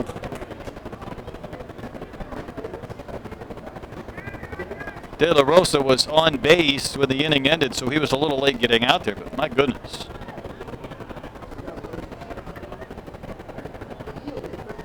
So Watsky swings, taps one right down at the plate. In fact, something got a piece of De La Rosa. Takes his mask off and shakes his head a couple of times. I'm not sure if the ball got him.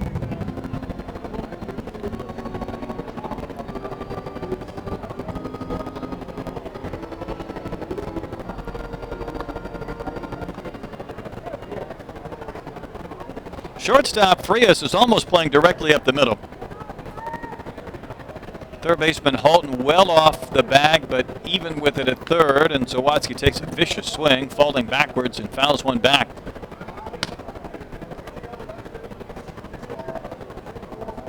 Zawadzki started off the last inning putting one right through a big, huge gap in the middle of the infield, and now Frias has shifted way over.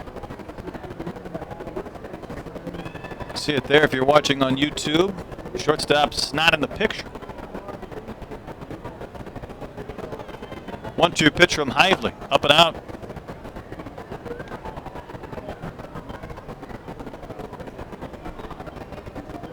Zawadzki began the day hitting at even 200, but he's added a hit to his total.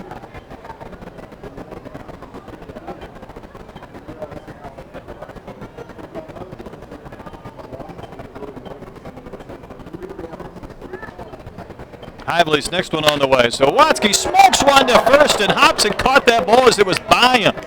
His glove was behind his shoulder, but he made the catch of the line drive. And then he had to check to make sure it was in there. Yeah, it was hit viciously. Even though it was right at Hobson, it was still tough to pick up on because it just zoomed past his head there, and he just stuck his glove out. Luckily, he was able to come up with it. If not, it would have been for sure extra bases. Here's Jansanti, a bunt hit and a triple.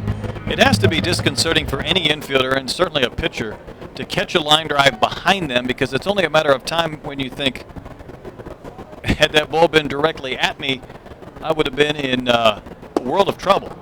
As Jansanti swings and misses at a bender down and out.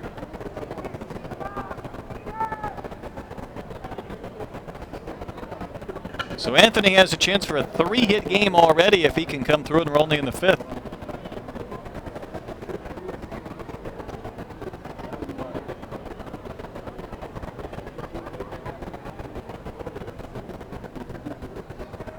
And the 0-1 is outside a little bit low. It was dropped by De La Rosa. Hively, like any reliever, works on the stretch even with nobody on base, and he has kind of a backwards little kink in his setup. A lot of guys will start from the high set and maybe come down and settle at the belt. He starts at the belt and then raises up to his chin and then tilts the glove away from his body, and he pitches, and that ball hit in the air to left field. Hit well, back towards the fence. It's got a chance to go. Goodbye into the carousel for Jansanti. He's got a 3-hit game going, and don't look now, he's just a double shy of the cycle. Skeeters lead 5-0. I mean, this guy just won't cool off. He doesn't want to stop hitting. And the Skeeters certainly won't ask him to stop either. I mean, Jansanti gets a big hug from his teammates in his dugout in there. And I don't think you can point to one single guy in this lineup that has had more success in the last 10 days than that man, Anthony Jansanti. Boy, he just barrels up baseballs. Cordero has doubled and walked and scored a run, so we're on cycle alert here in the 5th.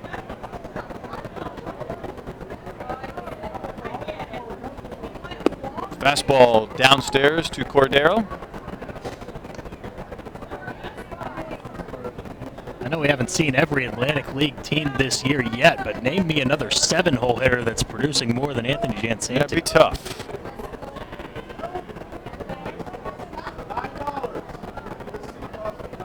Hively's pitch is outside of Cordero. Sends the count to 2-0. So 1 out this inning, and it was an absolute bullet laced to Hobson. Then Jansanti homers into the merry-go-round out there in left center. Ball 3 up and out to Cordero. Right now, the look on De La Rosa's face. He stood up, he tilted his mask back, he took a deep breath, and he's probably saying, my goodness, I've caught about 115 balls already tonight, and we're 4 1/3 innings into this game. Caught a strike there off the corner. I was thinking, if I don't get a day off tomorrow.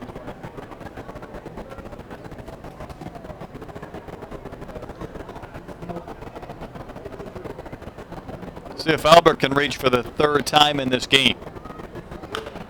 Shoots one foul to the left into the suites on the 3rd base side of the stadium.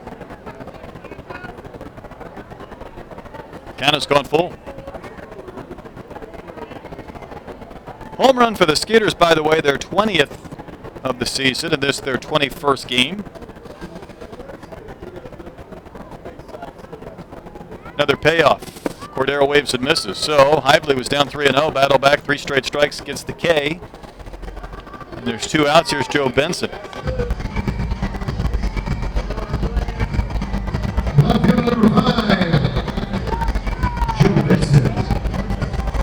Benson has walked and struck out.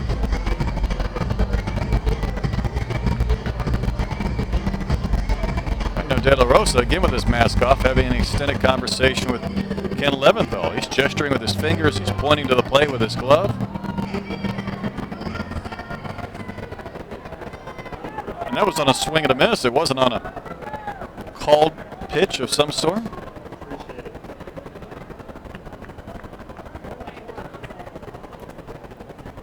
Hively to Benson. Big rip, no contact from Joe. Well placed low fastball.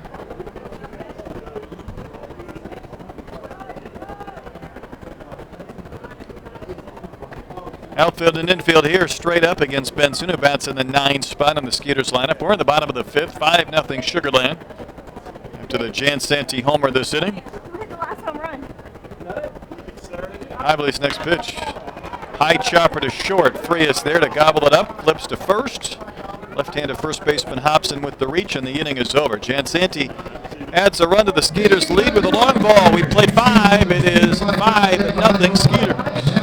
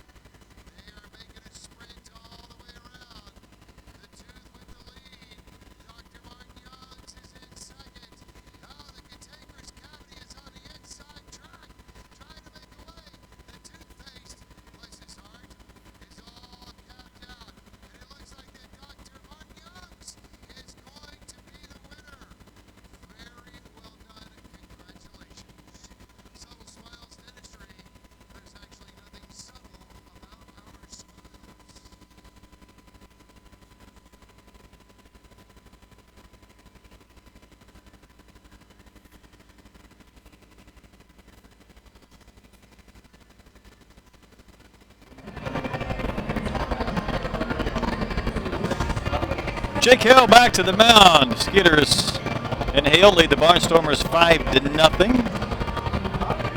Hale has worked around 5 hits. He will face the heart of the lineup in Gindel, Holton, and Hobson. I mentioned earlier, as far as Jake is concerned, that his 4 starts, he's gone 6 innings, 5 innings, 6 innings, 6 innings. He gets through this frame, I don't see any reason why he might not be able to go out for another. Yeah, certainly. 65 pitches. He's had some durability in his first few starts as well. I know he wants to at least get one for about 7 or 8 innings the early part of this season. Here's Caleb Gindel. First pitch from Hale. Misses a little bit up, a little bit out.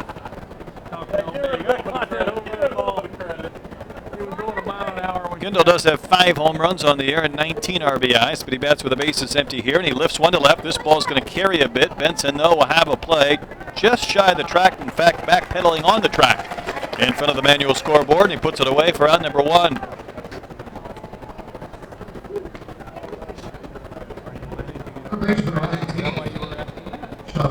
Here's Sean Holton, the third baseman.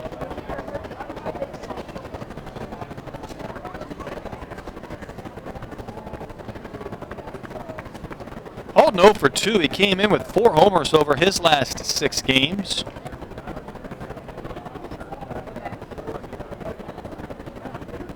Righty-righty matchup. The pitch from Hale. That's a strike, and boy, that looked a little bit in and up. And the body language from Holton was as if to say, come on. Jake will take it. Here's an 0-1. That ball line past the diving Scott to his left, rolling towards the right field corner, cut off by Barfield. He'll barehand it, play it back in with an accurate throw in the air, right to second. Travis nearly got that with a lunge to his left. He was playing off the line and just couldn't catch it. Yeah, and the rest of the infield was shifted way over to the left as well, so Scott had a lot of ground to cover and almost was able to put leather on that hard hit liner. And pretty nice job by Barfield to hold that to a single as well. It was a very hard hit ball, and I thought that was going to reach the corner at some point. It's Casey Hobson. Infield single and a pop up to third.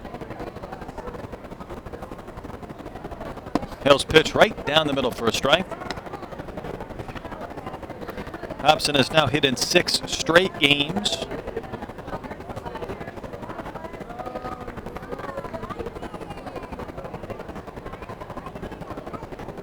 Jake working from the stretch. His next pitch off the corner. Hobson able to hold his bat back.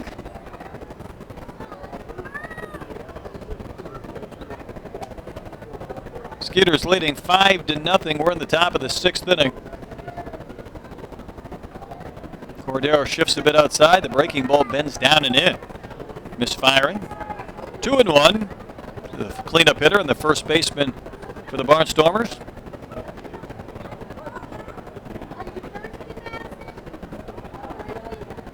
Skeeters have scored in 3 different innings. Barnstormers looking for their first run of the game.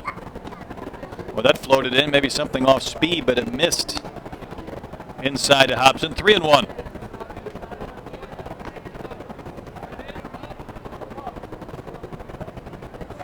And Hale holding his hand to his ear, and what he was basically saying, was that in or was that up?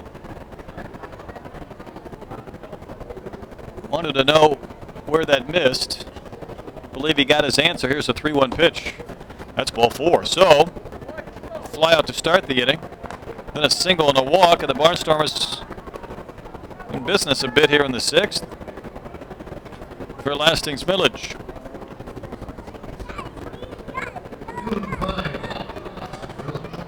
Millage 0 for 2. Began the day hitting .306.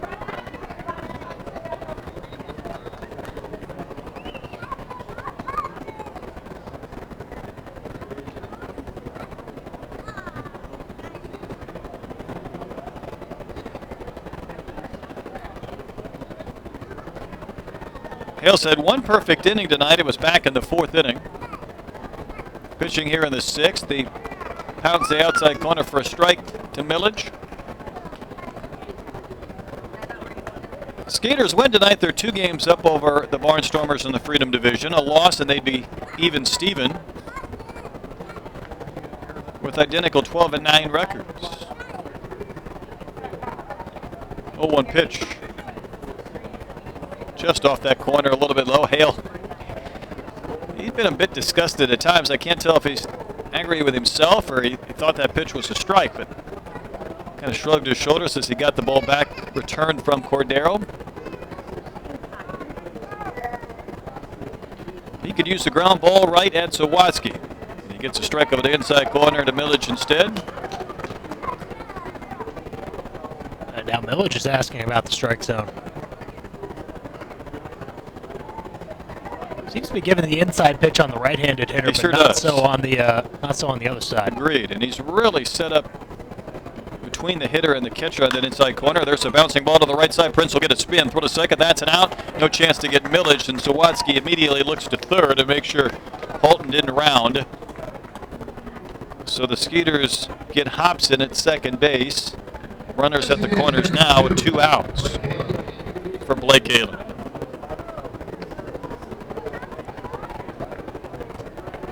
Galen flied out to Jan Santee in left center to end the 4th inning.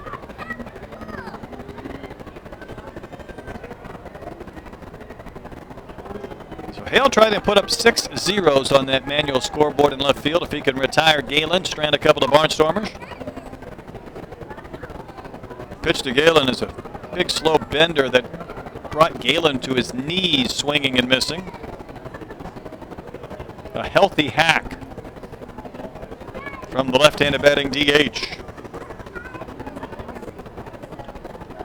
That's a pitch I've enjoyed 5 or 6 times tonight, both in its break. There's a harder curve that's fouled at the plate. Yeah, it was pretty similar to the last one there. A change of velocity, though, in that one. He's got one that must come in there about 67, 68 miles an hour.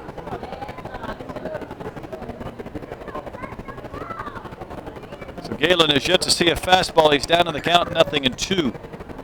Cordero sets up way in. There's a fastball, and it was inside and fouled first base side over near the Skeeters dugout railing.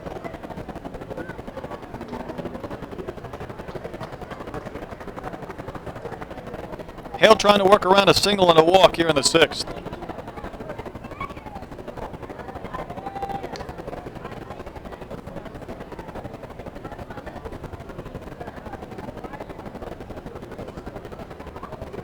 Hale ready, and his next pitch way outside.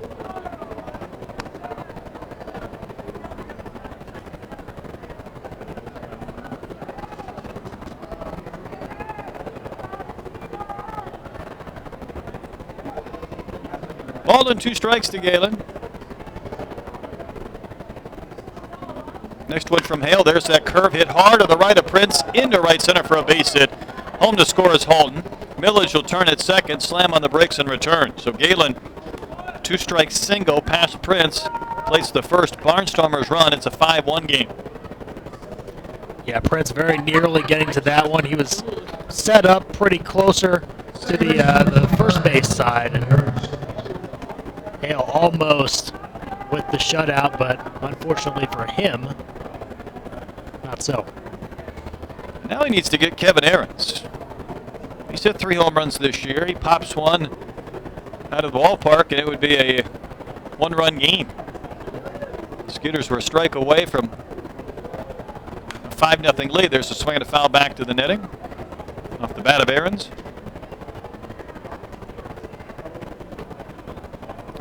13 home runs last year for the Barnstormers at 125 games.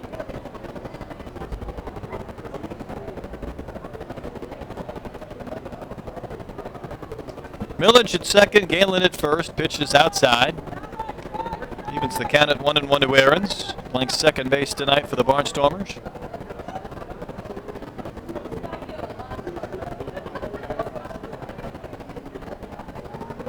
Activity in the Barnstormers bullpen. Nothing going on for the Skeeters. There's that slow curve and waved at, missed by Aarons. The tilt and the break is one thing. The difference in velocity as these hitters kind of jumping out after. Village walks off second. Galen, the runner at first. Another 2-strike count. See if Hale can win the verdict. He bends one down and in.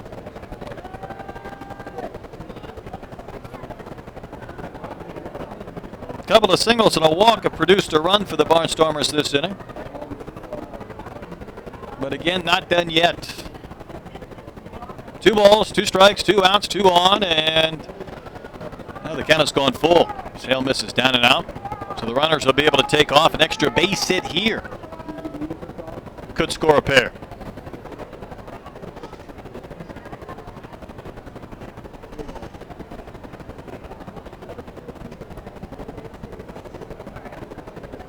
Here's a payoff. There's the slow curve, and it's laced down the left field line. That's fair. It's into the corner, and it will indeed score 2 on a double from Ahrens. It's now a 5-3 game. He had Galen down with 2 strikes. He singled in a run, and he had Ahrens down with 2 strikes, but he doubles in 2.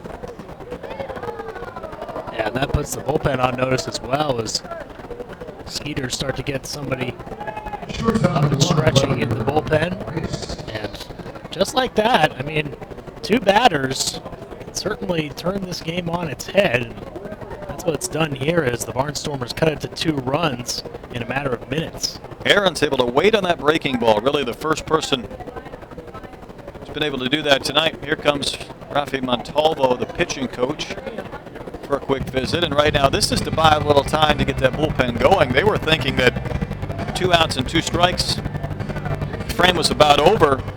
And now you're worried that if things go south for Hale, that you might not have somebody ready. So you're going to buy a little time. Oh, absolutely. This is the perfect time to spend one of those mound visits. At the same time, try and calm down Jake Hale so he can at least try and get through this 6th. He's at 89 pitches on the night. Came in at 65, didn't he, to start this inning? In this inning, yeah, so it's 24 in the inning.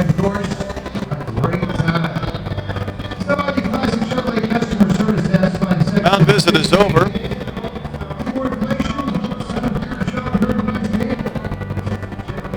Vladimir Frias, the shortstop who bats 8th, ready to step in. So 3 runs home this inning. 5-0 Skeeters lead has evaporated to a pair.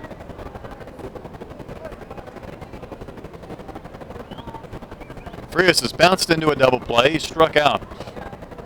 Pitch from Hale hit a mile in the air to rather deep right. The winds will help Barfield out a bit. He's shy of the track near the bullpen area and makes the catch. A well-struck ball, but a long out. And the inning ends, but not before the Barnstormers get 3. 5.5 complete. Skeeters up 5-3 over Lancaster.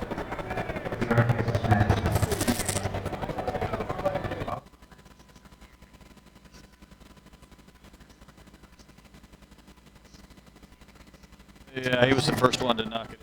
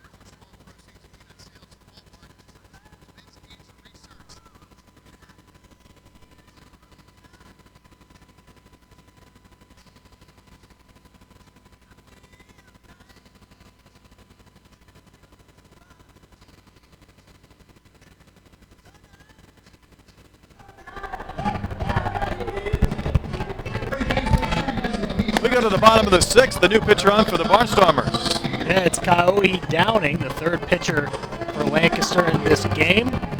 Downing has appeared 8 times now. He's pitched 8 innings, given up 3 runs, 4 hits, 10 walks, and 10 strikeouts for Downing, who was drafted in the 50th round in 2009 from Point Loma Nazarene. There's no longer a 50th round in the Major League Baseball draft. He reached as high as AAA Fresno in the Giants system. And now he comes on in relief of the first reliever, R.J. Hively. Skeeters up 5-3 as we go to the bottom of the 6th.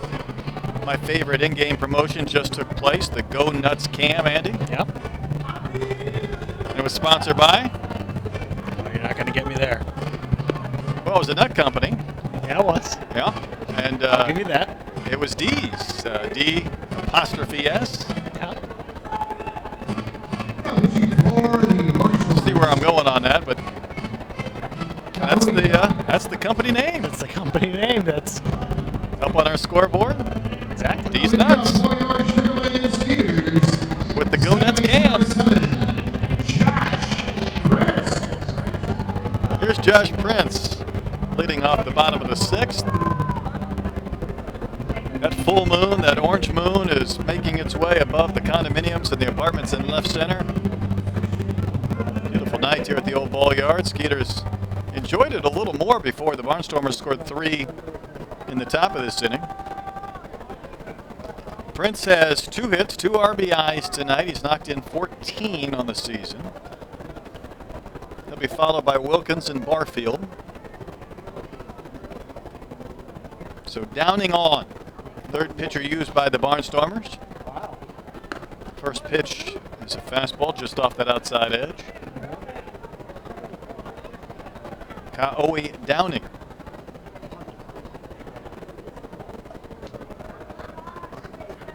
Ready to work again to Josh.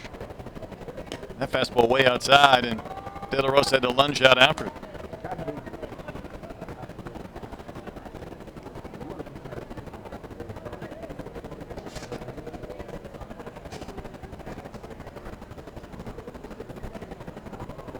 Prince would like to get his 3rd hit of the game.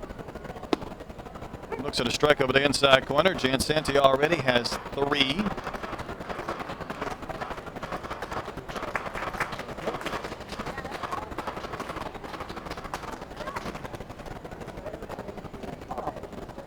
Two balls and a strike to Prince, leading off the home half of the 6th. Good pitch over at the knees for a called strike.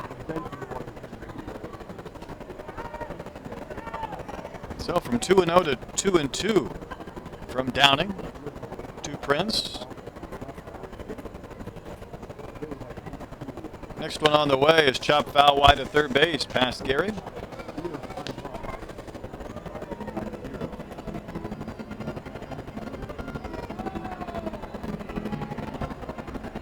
Prince has that neon yellow wrap around the handle of his bat. Skeeters in their black uniform tops, white pants, blue socks this evening. Looks like they're facing the Nebraska Cornhuskers tonight with the Barnstormers unis. Wave and a miss. Prince with a big cut down on strikes to start the 6th.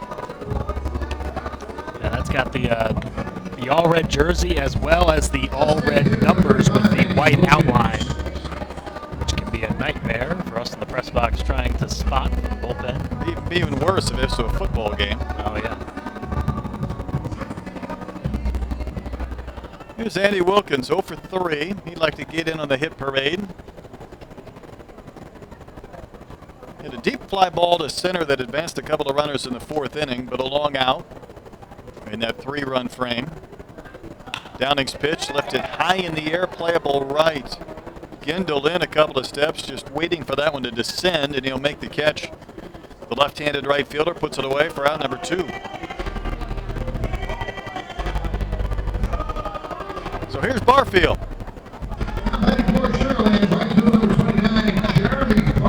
Jeremy has walked twice, flied to right. His 2 walks put him in double figures with 10 on the season. But he bats with the bases empty and 2 outs, so far so good for Downing, the 3rd pitcher used tonight by the Barnstormers. Pitch to Barfield, waved at and missed. That one had some drop and some sink to it. And that was one of those wild swings from Barfield where if he gets at least a piece of the baseball, it's going to go a pretty long way.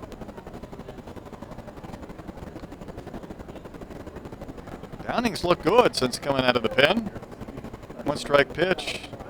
It looked like a breaking ball for a strike. When De La Rosa didn't get the call, he held the ball over his shoulder before he returned the throw. He thought he had strike 2 on Jeremy.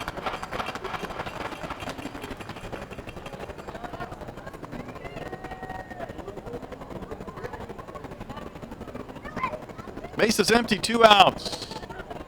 There's a 1-1 to Barfield. Got another breaking ball. He got a piece as he softly rolled one about 40 feet foul off the third base line. Did that get part of his shoe? It might have. He seemed frustrated. Either he was frustrated that he missed the pitch there or that he knocked it off his foot and is just trying to work it out. And he did take a lap around the catcher and the umpire to try and ease the pain there.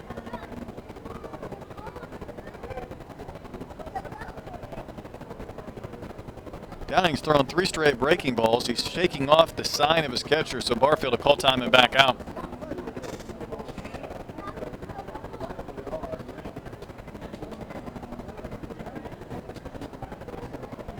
Next one on the way to Jeremy is a fastball nub back to the mound, picked up by Downing down off the hill, straightens, throws low to first, but secured by Hobson to end the inning. So the Skeeters go down in order. We have played 6 innings. Skeeters 5, Barnstormers 3.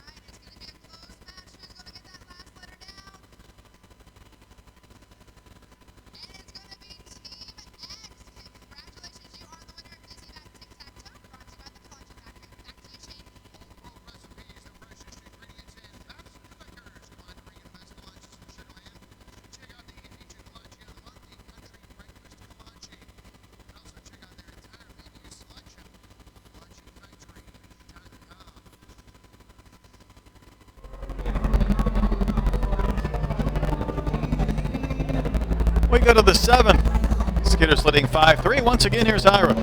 Thanks, Brett. Jake Hale ran into a little bit of a problem in the 6th inning. See if he rebounds here. Almost out of it unscathed, allowed 3 runs. It is now a close one, 5-3. Top of the 7th, it'll be 9-1-2. The catcher Anderson De La Rosa to lead it off, then back to the top of the order, the speedy Darian Sanford, and then the left-handed hitting Caleb Kindle. De La Rosa's 1 for 2. He is grounded to the short and an infield single last time up. First pitch here by the Skeeters right-hander. Swanee hit into left field. Will it hold up for Benson? Yes, it will as he cuts it off in left center. A line drive out number 1. You got Jan Sandy in center and Benson in left. There's 2 guys that get great breaks on baseballs. No question about it. You have Miller in center and Benson in left. Man, that's some speed. Yep. Jeremy's got the big arm out and right. Yep. Hale down 91 pitches, so this will be his last inning regardless. 60 for strikes, however. Good strike-to-ball ratio. 2-1. This one, a fastball strike on the outside corner. No balls and 1 strike. He has handled Sanford for the most part. He has an infield single, but he's also struck out and got him pop out last time up. Chris Nelson at third in, as is Travis Scott at first, and Scott was in last time, and he still got beaten to the bag. one is low and in. I mean, how often do you see a ground ball to an infielder playing in it first and the runner beating him out? Yeah, it's all about angles, isn't it? I mean, you've got to be moving in a direction where you can cut his path off. Yep. Teach you that in football drills as a defensive back to kind of meet the guy as you go up the line and try to cut off that angle. Either he gets a 7-yard gain or he goes for 60 yards. That's one thing. This one is off the outside corner. 3 balls and a strike. You don't want to walk him here. I think he went for 60 yards last time, or the second at bat. I like the shoes, though, he's wearing. Yeah, they're sharp. The 3-1. This one, that hit him. That hit something. Or somebody. The way he's on it first. Only the second free pass of the night issued by Hale. And this is the last thing Hale wants. He's at 95 pitches now, and now he's got to deal with Sanford at first, which he's still second. He comes around to score. It's a 1-run game. He's got a couple of hitters with some pop here in Gendel and Holton and Hobson. Due up. We're 1 swing now. We tied the game after the Skeeters led 5-0 after 5. Look at that again. I think Felipe Paulino's warming the bull bats a little early for the Skeeters closer. Yeah, that is Paulino. That'll be quite the save. Old school. Coming in for 2+ innings. We've seen Haynes finish a couple of games in this homestand. This one swung and fouled off to the left side. Nelson gives it a long run. Valid effort, but that one way out of play. No balls and 1 strike to count. Skeeters with a 5-3 lead here. 5 runs on 8 hits. The Barnstormers 3 runs on 8 hits. Lancaster has committed 1 error. The Skeeters have committed none.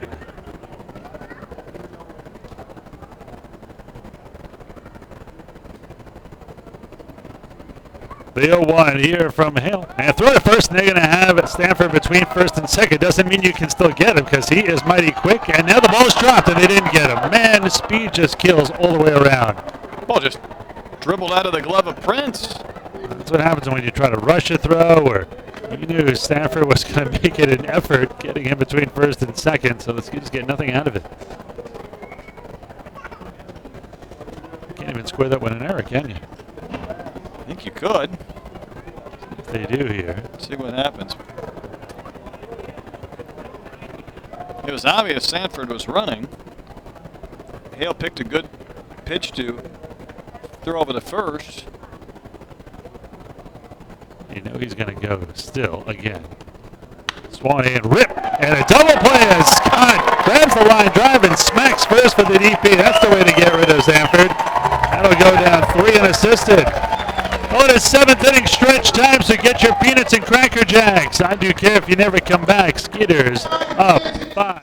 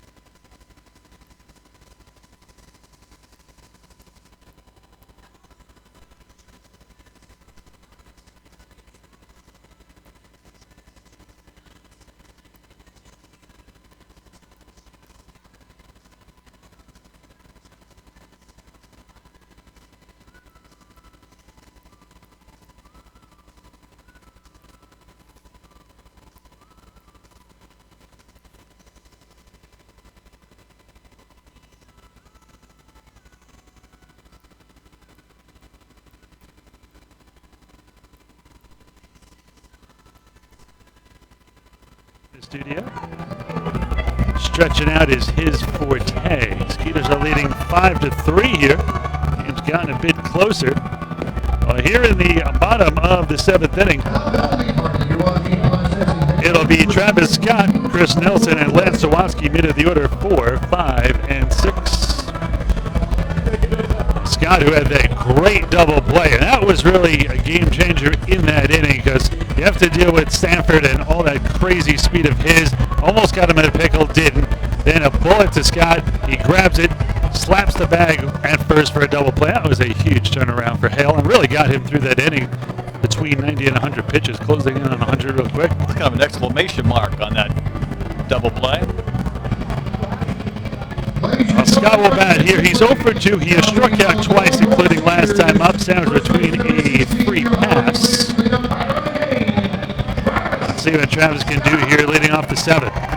Skeeters led 5-0, up 3 in the 3rd. The Barnstormers have made this one a close one. Long day of travel for the Barnstormers, but I can't have any sympathy at all. None? None. No empathy? No sympathy? They do this 2 or 3 times a year. This one hit and a bullet and past the third baseman Halton. Scott again going the other way well, beating the shift. Going to have himself a long single, the one down the left side. Last thing's Millage gets it into second quickly. Not even a little? 0. None. Did I mention? Zip? Zip. Zilch. Huh. It is every road trip is that long trip. Remember the season the Skeeters set the Atlantic League record in 2013, 95 wins? The Skeeters were amazingly 9-1 on first day of road trips. And that's when I knew that season would be something special.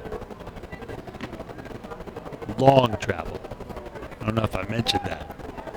This one is a little bit low and away, 1-0. You've been traveling around, but not as much so far early in the season. Where's your next big gig? That's a great question. So even the great Brett Dolan doesn't know where he's traveling. Yeah, there's a few things coming up, but it's a little bit later on in June and July. This one outside, back into by De La Rosa, 2-0. Where's your farthest travel that you know of? Denver, I got something on my schedule right now, although my dad's going, as a lifelong Dodger fan, is going to Dodger Stadium for the first time in his life next Saturday. Why did he wait so long? Well, you know, you're a farmer in Iowa. You always have something to do. So he was a farmer. I didn't want to stereotype your family, Yes, but yeah. he actually was a farmer. I do tell people not everybody from Iowa is a farmer. Well, however, your dad he was. is. Yes. Every other person from Iowa. Just about everybody else. So did you have to go out there and help as a kid? They kick you out of it, and you're like, I want to broadcast, Dad. I've had very few farming abilities, but I helped. You have very few abilities, period. True. The 3-0, this one up high, ball 4. So what was it like? Come on, Brett, come out and help me. No, Dad, I'll just do the play-by-play. Hey, oh, wow, my dad, man, he really knows how to drag a hoe. No, there was plenty of tractor driving and truck driving and all that nonsense, but it wasn't my forte. Yeah, you can't drive on a highway here, but you can drive a tractor. Oh, I can drive on a highway. But he'd never been to Dodger Stadium. He's going next Saturday, and I was invited to partake in that, but unable to make it. And I always like to get out to Dodger Stadium. It's one of my favorites. You were there this year for the World Baseball Classic. Phenomenal. Just something about sitting there in Chavez Ravine on a night, and all the chaos of LA can unfold behind you. It's peaceful and tranquil. Visit to the mound here. So I'd like to go out and take that in with him, but I'll let my sister do it. So you grew up a Royals fan, and your dad was a Dodger fan. How did that even happen? I understand the Royals, actually. I don't understand how your dad became a Dodger fan. Just radio, Vince Scully in the old days? Well, you know, back then, of course, there was only so many teams, and you only got to see really the good ones in the World Series. So either you were a Yankees fan, or you were probably a Dodger fan. It was either one or the other. You know, Cubbies in there. I think that movie was Just more weren't very good back then, you know? Yeah. Well, never stopped Cub fans. No. I mean, you got the Yankees on the East Coast, the Dodgers on the West Coast, and in the middle, you think the rest would be Cub fans. A very animated conversation here on the mounds. A lot of Cardinal fans in Iowa, I would say, too. Yes, yeah, that I understand, too. Cubs, Cardinals, Midwest, Iowa, I wouldn't understand either one of those. That was what we would call a rear-end chewing for a plate umpire by the Lancaster pitching coach. What do you think was going on there? I don't know what was going on, but Sawatsky still waiting his first pitch. First and second, nobody out. Would you drop down a bunt here if you're Zawatsky? Is that a little bit of a slump? Get runners in second and third. Get a little more insurance, perhaps. Nope, not bunting here. High and tight. 1 ball and no strikes here to Zawatsky. Lance has struck out, singled and scored. Line down to first. He's 1 for 3. Came in hitting an even 200. 2 home runs, 5 RBIs. They call that the Mendoza line. Should be the Euchre line, I'm thinking. Euchre had plenty of lines as it was. Good old Harry Doyle. This one gets away from the catcher De La Rosa, only about 10 feet to his right and slightly behind him. 2 balls and no strikes here to Zawatsky. Downing in big trouble here. He loses Zawatsky. He'll load the bases with nobody out. Downing 18 pitches, 9 for balls, 9 for strikes. Had a 1-2-3 inning last inning.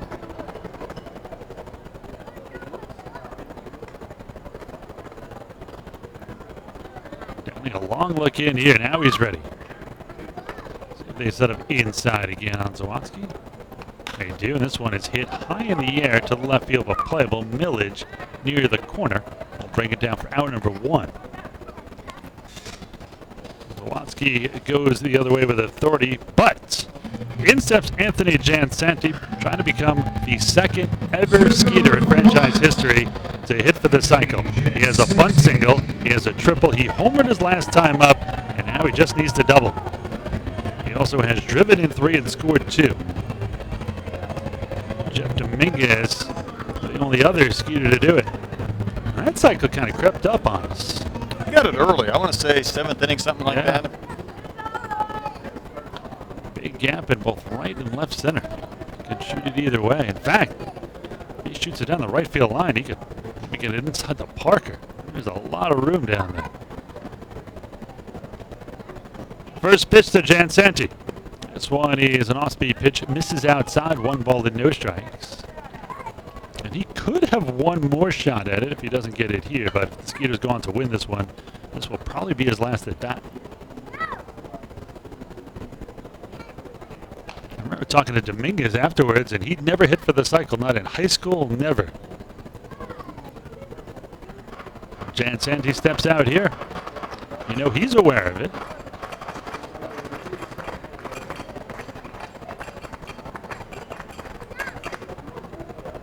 They go outside, they do. And a curveball stays up high, 2 balls and no strikes. You hope you can get a pitch just to hit. You do, and someone needs to remind Chris Nelson, too, because he's got to go first to third on a ball in the gap just to make sure that Jansanti has an open path to second base. That's true. That'd be terrible if the guy at the plate got caught and he gets in a pickle and then everybody tries to go back. The 2-0 to Jansanti. Swung and missed. Chased the ball a little bit high and outside. 2-1. Still in the driver's seat here. So 2-1 on number 21. 1 out, 2 on. Skeeters leading by 2. 5-3 here in the bottom half of the 7th inning. A game that is closing in on 3 hours here in the 7th. The 2-1 to Jansanti. This one is a strike on the inside corner. 2-2.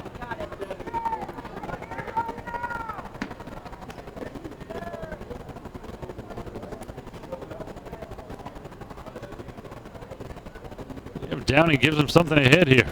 Just needs a double for the cycle. And now Downing's going to step off. George, you better step off. We were just talking about that Seinfeld episode. Yeah, Tony! It was the Mimbo episode. That's right. He's a male bimbo. He's a Mimbo. The 2-2. Swung and foul straight back. Great cut there by Jansanti. A few more Seinfeld references will get him the cycle. 2 balls, 2 strikes. 1 out, 2 on. Anthony Jansanti trying to complete the cycle. Skeeters are up by a pair, 5-3 here in the bottom of the 7th. Trying to take game 1 of this 4-game set. This will take game number 6 on this 10-game homestand. The 2-2, way inside, 3-2. last thing Jansenti actually wants to do here is walk. That pitch wasn't even close. Downing really struggling with command here. 25 pitches, 13 for strikes, 12 for balls. Payoff pitch of Jansenti, swung and missed, strike 3. There'll be no cycle here unless he gets another at bat. Bigger issue is first and second, nobody out. Now first and second, 2 gone. You wouldn't mind a few of those Texas Farm Bureau insurance runs after that 5-run deficit's gone. Did you just do a plug for me? The I first think I time in did. 3 years? Soft tossed it up there. Go ahead, hit Nicely it. done. Let me just finish it off for you here. Texas Farm Bureau members get free tickets to Skeeters games on Sundays. Just show your proof of your current membership at the Skeeters ticket office, and you can get 2 free tickets to any Sunday home game. Visit your local agent to become a member today. Nice setup, Dolan. This one is Alda. That was like a setup man setting up for the closer. Yep, That was true. well done. Going to come into the 7th inning like Will Harris and get a couple of outs and advance the game a little further. It's impressive. A volleyball player setting up for a spike. Putting the ball on the tee for me. Try to accelerate things. I think they've disbanded the pace of play rules here tonight. They've This one is suspended swung them on a tonight. miss. 1 ball and 1 strike to count. It's like they don't count on Thursdays or something. Thursday is pace of play free day here at the ballpark. 1 ball and 1 strike. Skeeters leading 5-3 in the bottom of the 7th. Albert Cordero been on base twice with a double and a walk. Maybe Cordero could give Jansenti that double, complete that cycle. 2 balls and 1 strike to count here.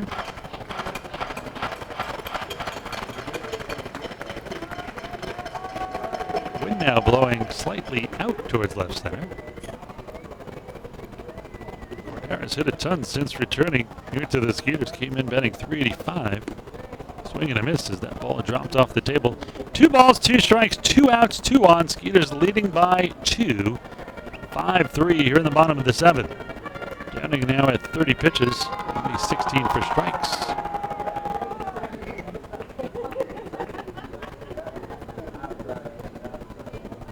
Wonder if the Barnstormers pitchers get paid by the hour. They are in no rush. Punch their ticket. The 2-2. That one a little outside. 3 balls and 2 strikes. I think you're onto something, though. Now De La Rosa, the catcher, steps in front of home plate. Now you flash these signs when you have runners on the corners. What is he signaling here? Who knows? I mean, everybody's running with the pitch.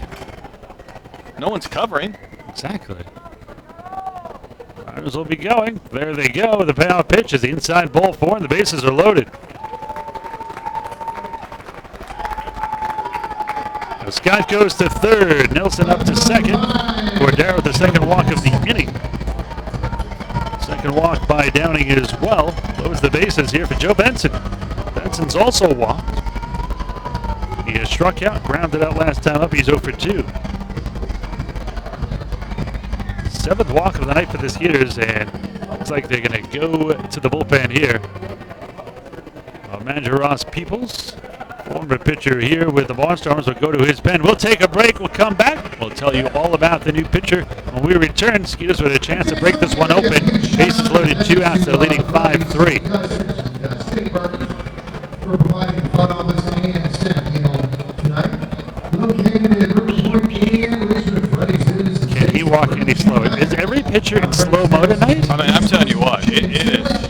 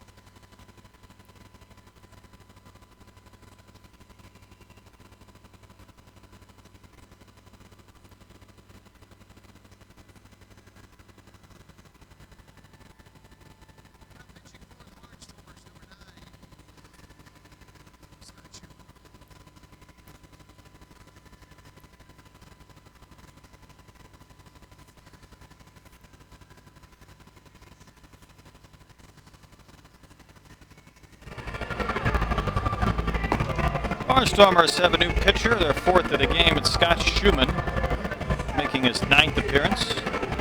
No record, a 2.16 ERA. He's given up a couple of runs in 8 1/3 innings of work. Wonder if he might know Michael Nix, because Schumann is an Auburn, Alabama resident. Oh, a little younger, huh? It's not that much younger. I wonder if they cross paths at Auburn. I'm going to look into this. He is 29 years old, number 9, 6'3", 205, the right-hander. Like Brett mentioned originally, well, he lives in Auburn, Alabama now, but he was originally from Valdosta, Georgia.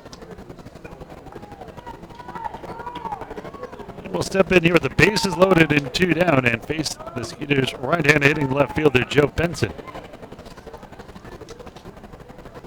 First pitch is high and outside, 1 ball and no strikes. Went to Auburn University, 19th round pick in 2009 by the Rays. Spent time with the Rays and the Giant system. Last year split time between the Ducks and the Bluefish.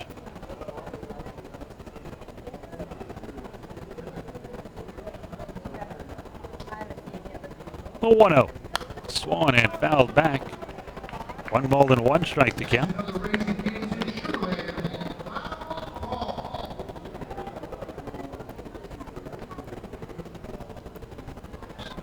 I'm digging into this, and I don't think him and Nix cross paths. 1 ball and 1 strike now here, coming from Schumann. No, doesn't look like it. Although Josh Donaldson played on that team with him. Okay. In his first year with Auburn.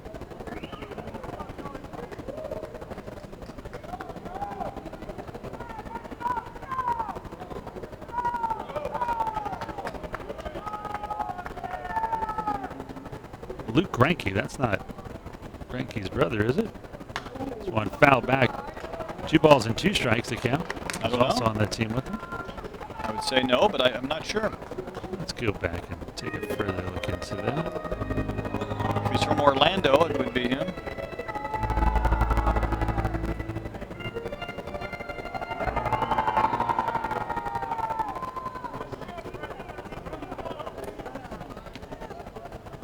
Yep, he is Zach Granke's brother.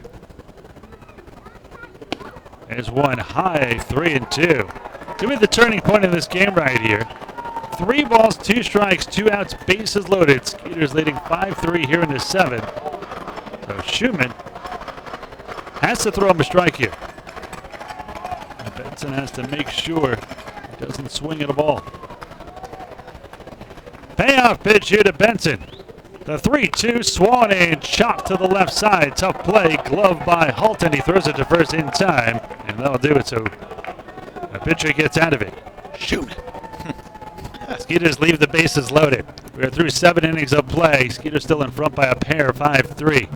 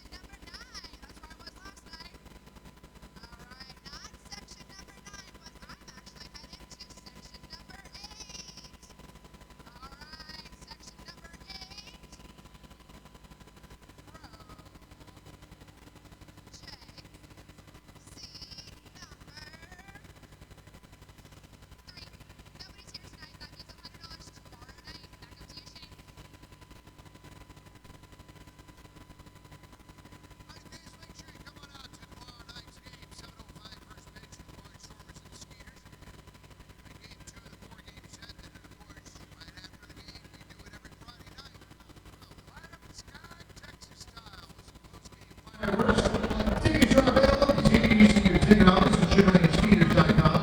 Friday night fireworks coming up tomorrow night right here at the Constellation Field.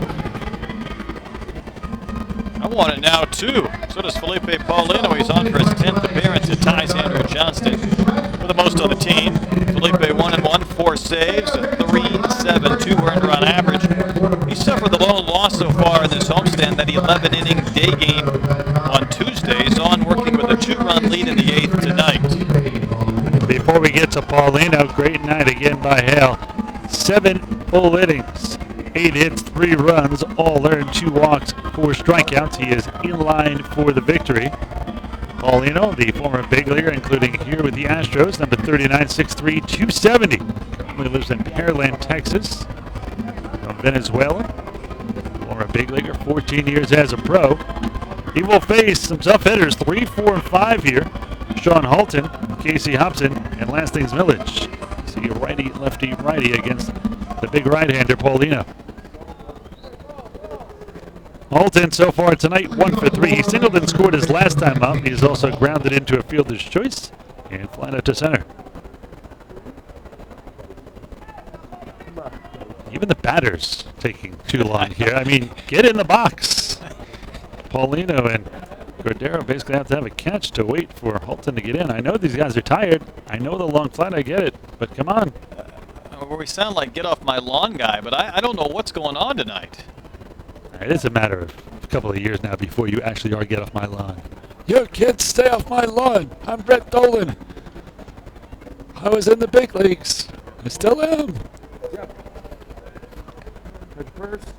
One ball and no strikes to count. That's my best future Brett Dolan impersonation. I'll just let that one go. You could be yelling up kids from your porch. I could. Well, you will. The 1-0. This one swung and missed 1-1. If they loiter around my yard the way these hitters have loitered outside the batter's box, I'll be yelling at them. You'll even bother them about that. That's not loitering. You don't know what loitering is. Back in the day, you should have seen the Barnstormers. The 1-1 is high and outside, 2-1. You know, originally signed as an undrafted free agent on July 2nd of 2001 by the Astros. Spent time in the bigs with the Stros, the Rockies, Royals, and White Sox. 13 and 34 in his big league career with a 5.22 ERA. The 2-1 swung and a miss. Closed the fastball by him, 2-2. Paulino in the minors, 30 and 40 with a 4.55 ERA.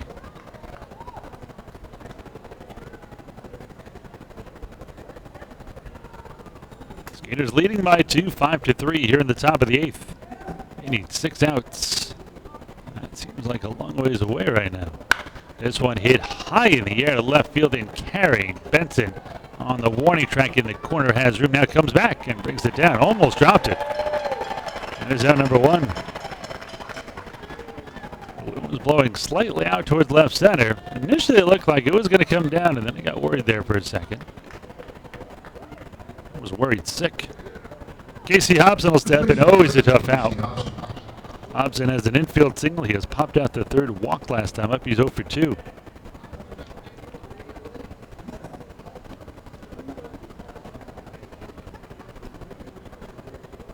What do you picture future Brett Dolan being like? Oh, he'll be a Grumposaurus. Oh, really? Yeah. But you're not grumpy now. Why are you projecting yourself as a grumpy old man? Your dad's not a grumpy old man, I'm taking. Is he? No, I would say not. So then you're in big trouble. That skips a generation. That's true. Was your grandfather a grumpy old man? One. The bat goes flying. Somebody's going to be grumpy. Doesn't hit anybody, luckily. Over the Skeeters dugout on the right side as Hobson just lost that bat. Will go back and retrieve it as the fan slides it over the Skeeters dugout. And big Mike Garcia, the Skeeters bat boy, will hand it back to Hobson. Goodness, that was an impressive throw. It was like the hammer throw in the Olympics. Lance Berkman used to do that once a week, but I mean, he would get, 110, 115 feet out of it. Should do this as an in-game promo. The bat throw. Get a couple of players from each side. Think so? Maybe for charity or something. It's like the javelin of baseball. This one swung. A hit down the left side. Benson will not be able to get to it. That went in the stands. Even the speedy Benson can't get up those stairs that quickly. 1 ball and 2 strikes here on Hobson. Skeeters leading 5-3 here in the top of the 8th. Ira Liebman, Brett Dolan, Andy Humphrey.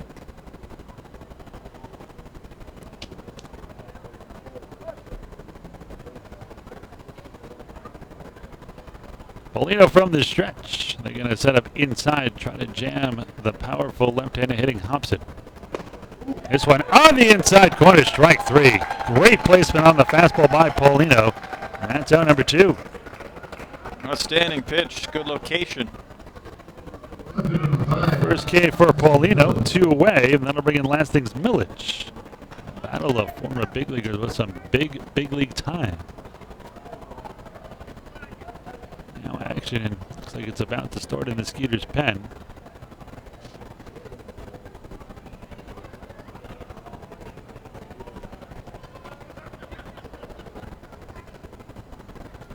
First pitch here by Paulino to Millage. So on a fastball a little low and away, 1-0.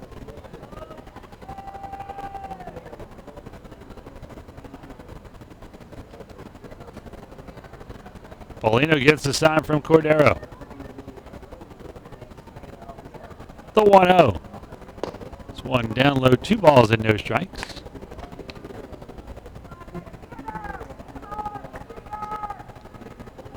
Game officially 3 hours and 1 minute old.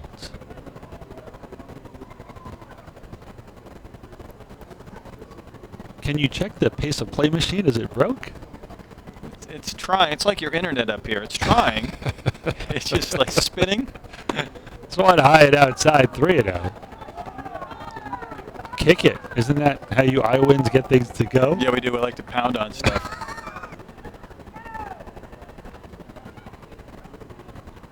Man, I miss Jake Hale. Paulino, 6 strikes, 6 balls. They just want to strike on the outside corner, 3-1.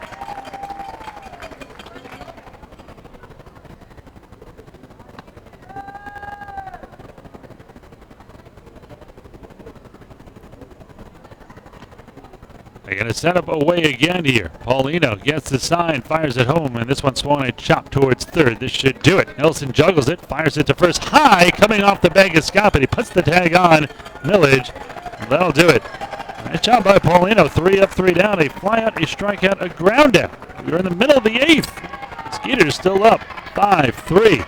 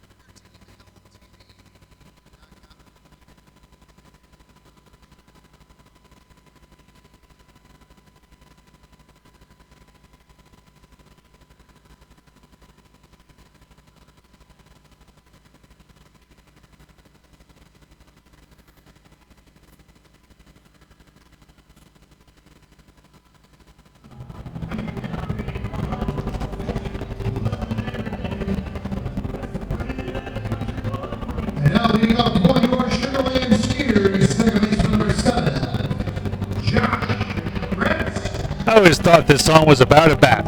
Black Betty. Prince has a black bat. Well, partially black. Does he name his bats? Not that I'm aware of. If someone would name his bats, it would be Prince. That's true, it would be. He'd have a nickname for him. Top of the order here in the bottom of the 8th. Skeeters leading 5-3. 5-3, 1, 2, and 3. Josh Prince, Andy Wilkins, Jeremy Barfield. It's been this way since the 6th. It's one a little bit high. Prince ducked out of the way. It wasn't near him. It was just high off the mid of De La Rosa as he reached up for it. 1 ball and no strikes to count. There's only one other game in the Atlantic League. Get to that score in a moment. Other 2 games were rained out. So on high and outside 2-0. The other game, the Bees, who are glad to get out of Sugar Land, they lost 5 of 6, beat the Ducks 4-3. Time of that game, you'd be very jealous. 2 hours and 36 minutes. That was a tired team. The Bees. Skeeters wore them out. They had no stingers left. The 2-0. Strike on the outside corner, 2-1 to Prince. Somerset and Southern Maryland rained out earlier. That game postponed to tomorrow. It'll be a 4 o'clock game. I'll probably have back-to-back 7-inning contests. So on Swan and Miss, 2-2 here on Prince. And same thing with Bridgeport and York. That game will be a 5 p.m. game, so they should have 2 7-inning back-to-back games as well. 5-3 here. Skeeters in front. The bottom of the 8th. Josh Prince leading it off, trying to get on. The 2-2. Low and in, ball 3-3-2. This is a standard Josh Prince at bat. 6 pitches. Makes you work for it.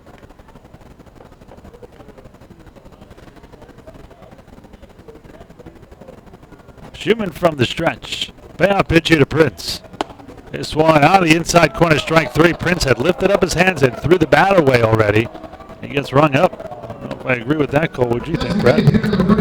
Yeah, Andy and I were talking about that earlier. That up and in pitch to right-handers for both teams has been one that's been debatable tonight. And I don't think it was as wildly inside as Prince thought it was, but I do think it was ball 4. We're bringing Andy Wilkins. He has struck out twice and flied out twice. Schumann's first strikeout.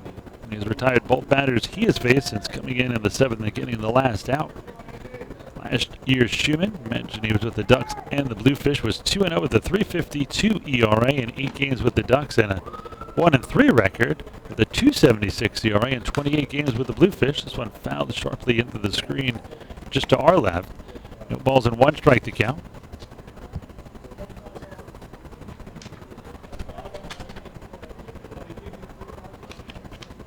Tomorrow for these 2 teams, it'll be a little bit, actually, 7:05 start. Michael Nix on the hill for the Skeeters. 1-3 with a 2.84 ERA. Was terrific in his last start against right-hander Eli Villanueva. He was 1-1 with a 1.76 ERA.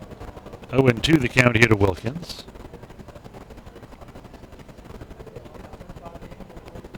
We're going to have to get a few batters to hit here. Jan Santi still 6 batters away. Swung and missed. On strike 3, as Schumann has struck out the first 2 he has faced here in the 8th. Bringing in Jeremy Barfield. Barfield has been walked twice, including once intentionally. He has flied out and grounded out, and he will bat here with the Skeeters in front by a pair 5-3.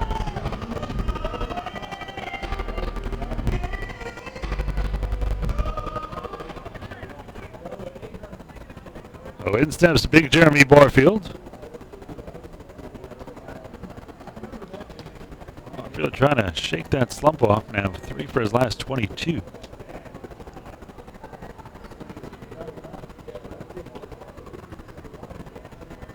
First pitch here, a bullet up the middle. And there's a way to get out of a slump. I always say take it back through the box. The 2-out single for Jeremy. We'll bring in Travis Scott. Watch where De La Rosa set up. He was set up inner half. I thought that's not a good first pitch against Barfield. He barreled it up. Travis Scott will bat here.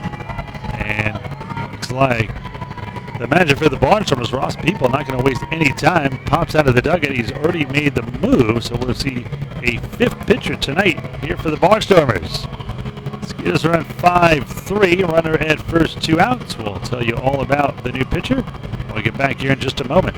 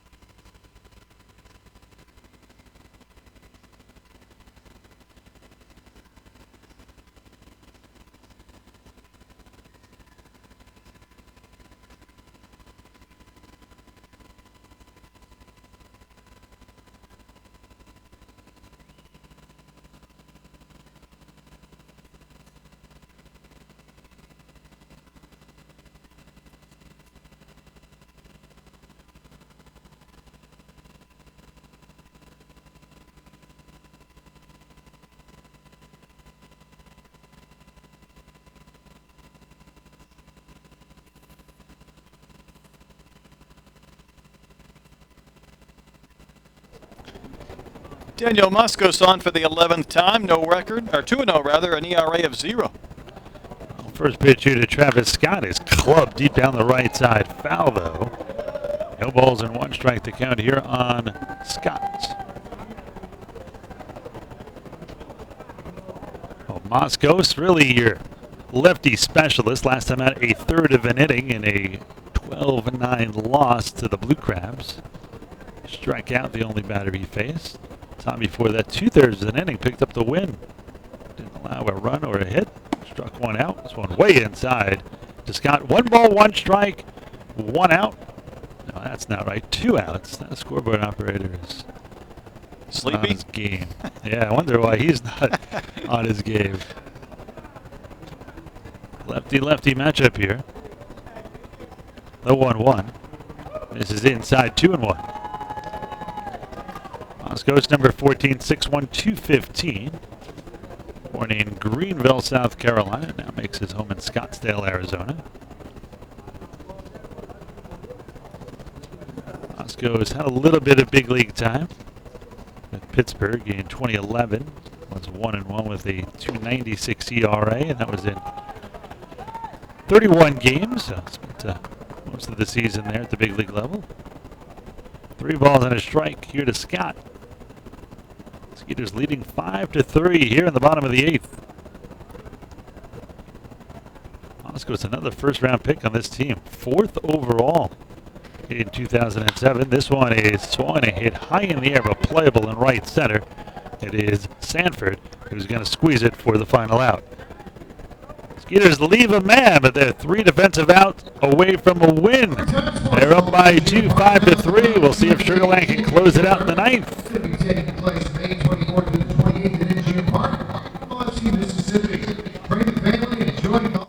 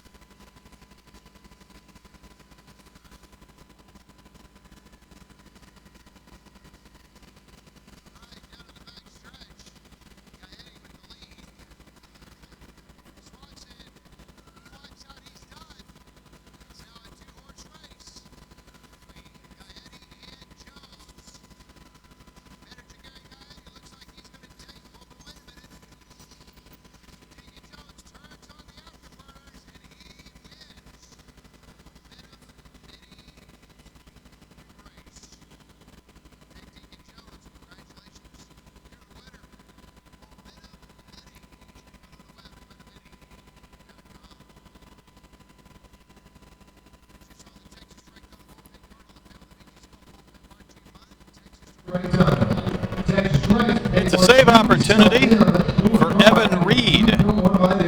This will be his 10th appearance. 1-0, a 6.23 earned run average. That's 6 earnings and 8 2/3 innings of work, but a chance to shut down what is currently a 5-3 Skeeters advantage. Reed is 31 years old, number 37, 6'4", 255, the right-hander from Goodyear, Arizona. Has pitched for Lincoln, the Salt Dogs, former big leaguer, 10 years as a pro, former third-round pick of the Rangers in 2007. Will try for his first save of the year, and he'd be the 3rd Skeeter with a save. Felipe Paulino, Mark Haynes, and if Reed could close it out here. Reed will pitch to 6, 7, and 8, so past kind of those big batters, but both Galen and Aarons, who are due up first and second here in the 9th, both have RBIs in their last at bat, part of that 3-run 6th. That'll be Vladimir Frias.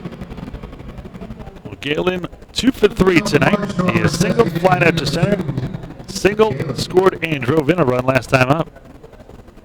Let's see if Reed can finish it off here. In steps the left-hander hitting DH Blake Galen. They're going to set up away here on the first pitch. And squaring to bunt. It couldn't have been more than a bluff. Strike on the outside corner, 0-1. Not when you're down 2 in the bottom of the 9th. Reed last year with Lincoln, 3-4, a 1.95 ERA. This one misses outside, 1 ball and 1 strike to count. Reed also had 22 saves. He's used to closing out some games. Reed made 40 appearances last year for Lincoln. This one, a fastball strike on the inside corner. 41 innings, 44 Ks, just 11 walks, allowed just 34 hits. Pitched very well. Reed just 2 pitches, a fastball and a slider. He's got a great fastball. 0-1-2. This one high and outside, 2 balls and 2 strikes here. Reed went to Cal Poly. Final season before he got drafted, 4-3 with a 3.19 ERA and 11 saves.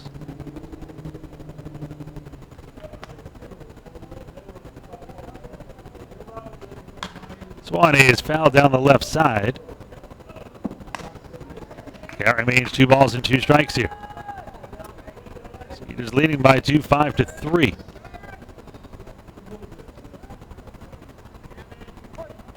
Oh, Reed's birthday is New Year's Eve, December 31st. The 2-2. This one high, 3-2. You still think he got robbed of a Christmas present there, Grouchy? Yeah, it's possible. Okay. Scrooge. You can combine cake and New Year's Eve festivities. A lot of drinking and eating. That's fine. Payoff pitch to Galen Swan and hit into left field, but right at Benson. Didn't even have to move, and he brings down the line drive right at him for out number 1. Reed left that one elevated, and it was hit hard, but right at Benson.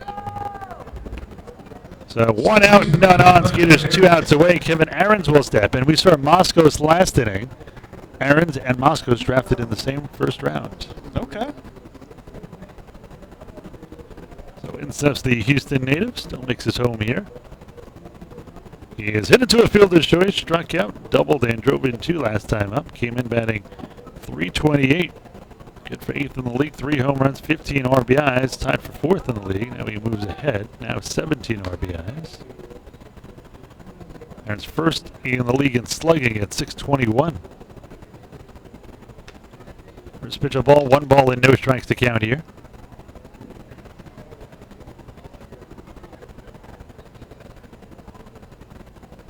Aaron's was 16th overall. Moscow's was 4th overall. This one popped up right side. Travis got in foul territory into his own dugout. Brings it down for the second out. The Skeeters are 1 out away.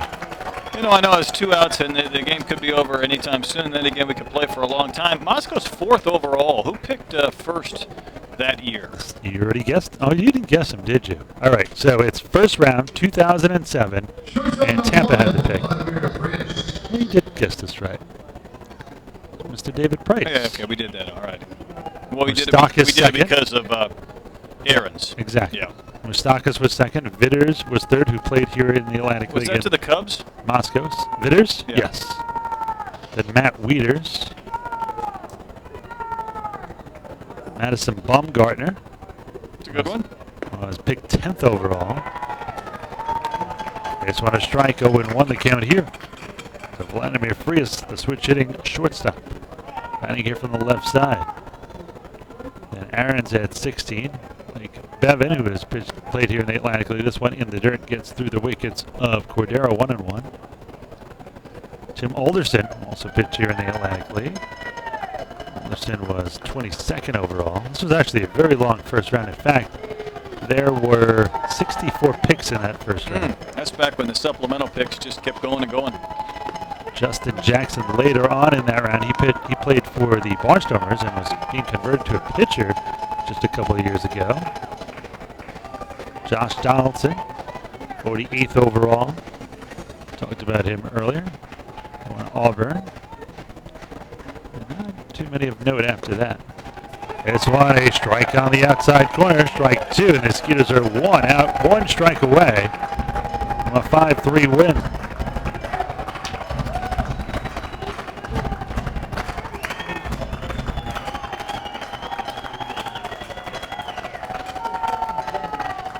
This one swollen and chopped to the right side. Reed is going to grab it. He can't tag it. He'll throw it, and he muffs it. And again, speed. He rounded. He should be out. Now, I think they're going to talk about this one. He Scott should be arguing out. he should be out. And here comes Gary Getty. He came flying out of the dugout.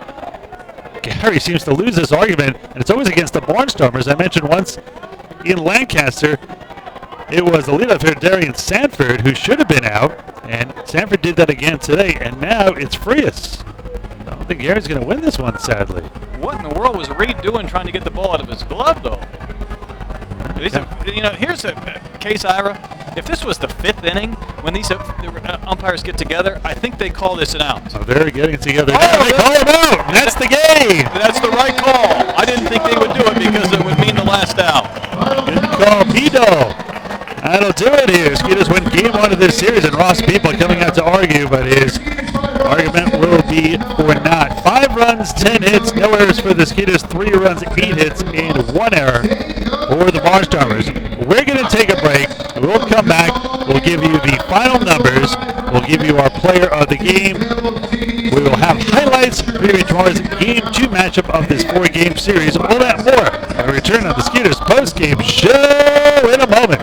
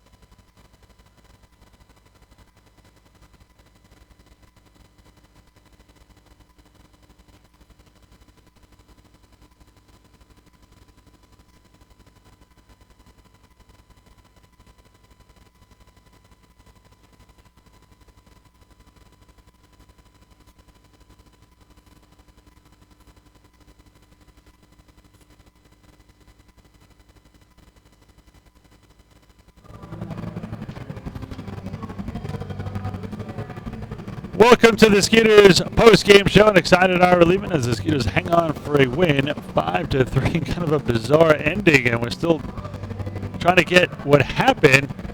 We talked about him rounding or going out of the baseline, but it seems that because he went past first and rounded towards second and then came back and then Scott tagged him, it seems that that might actually be the call, and that was Gary was arguing about. Well, I think that's my belief. I think that he made 2 or 3 steps towards second base, and that's a commitment, and then he tried to come back. He was tagged out.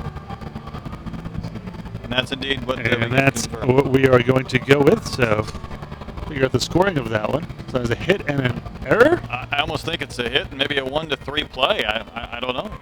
I guess you have to give him credit for reaching first base safely, and then he rounded too far, and he was out.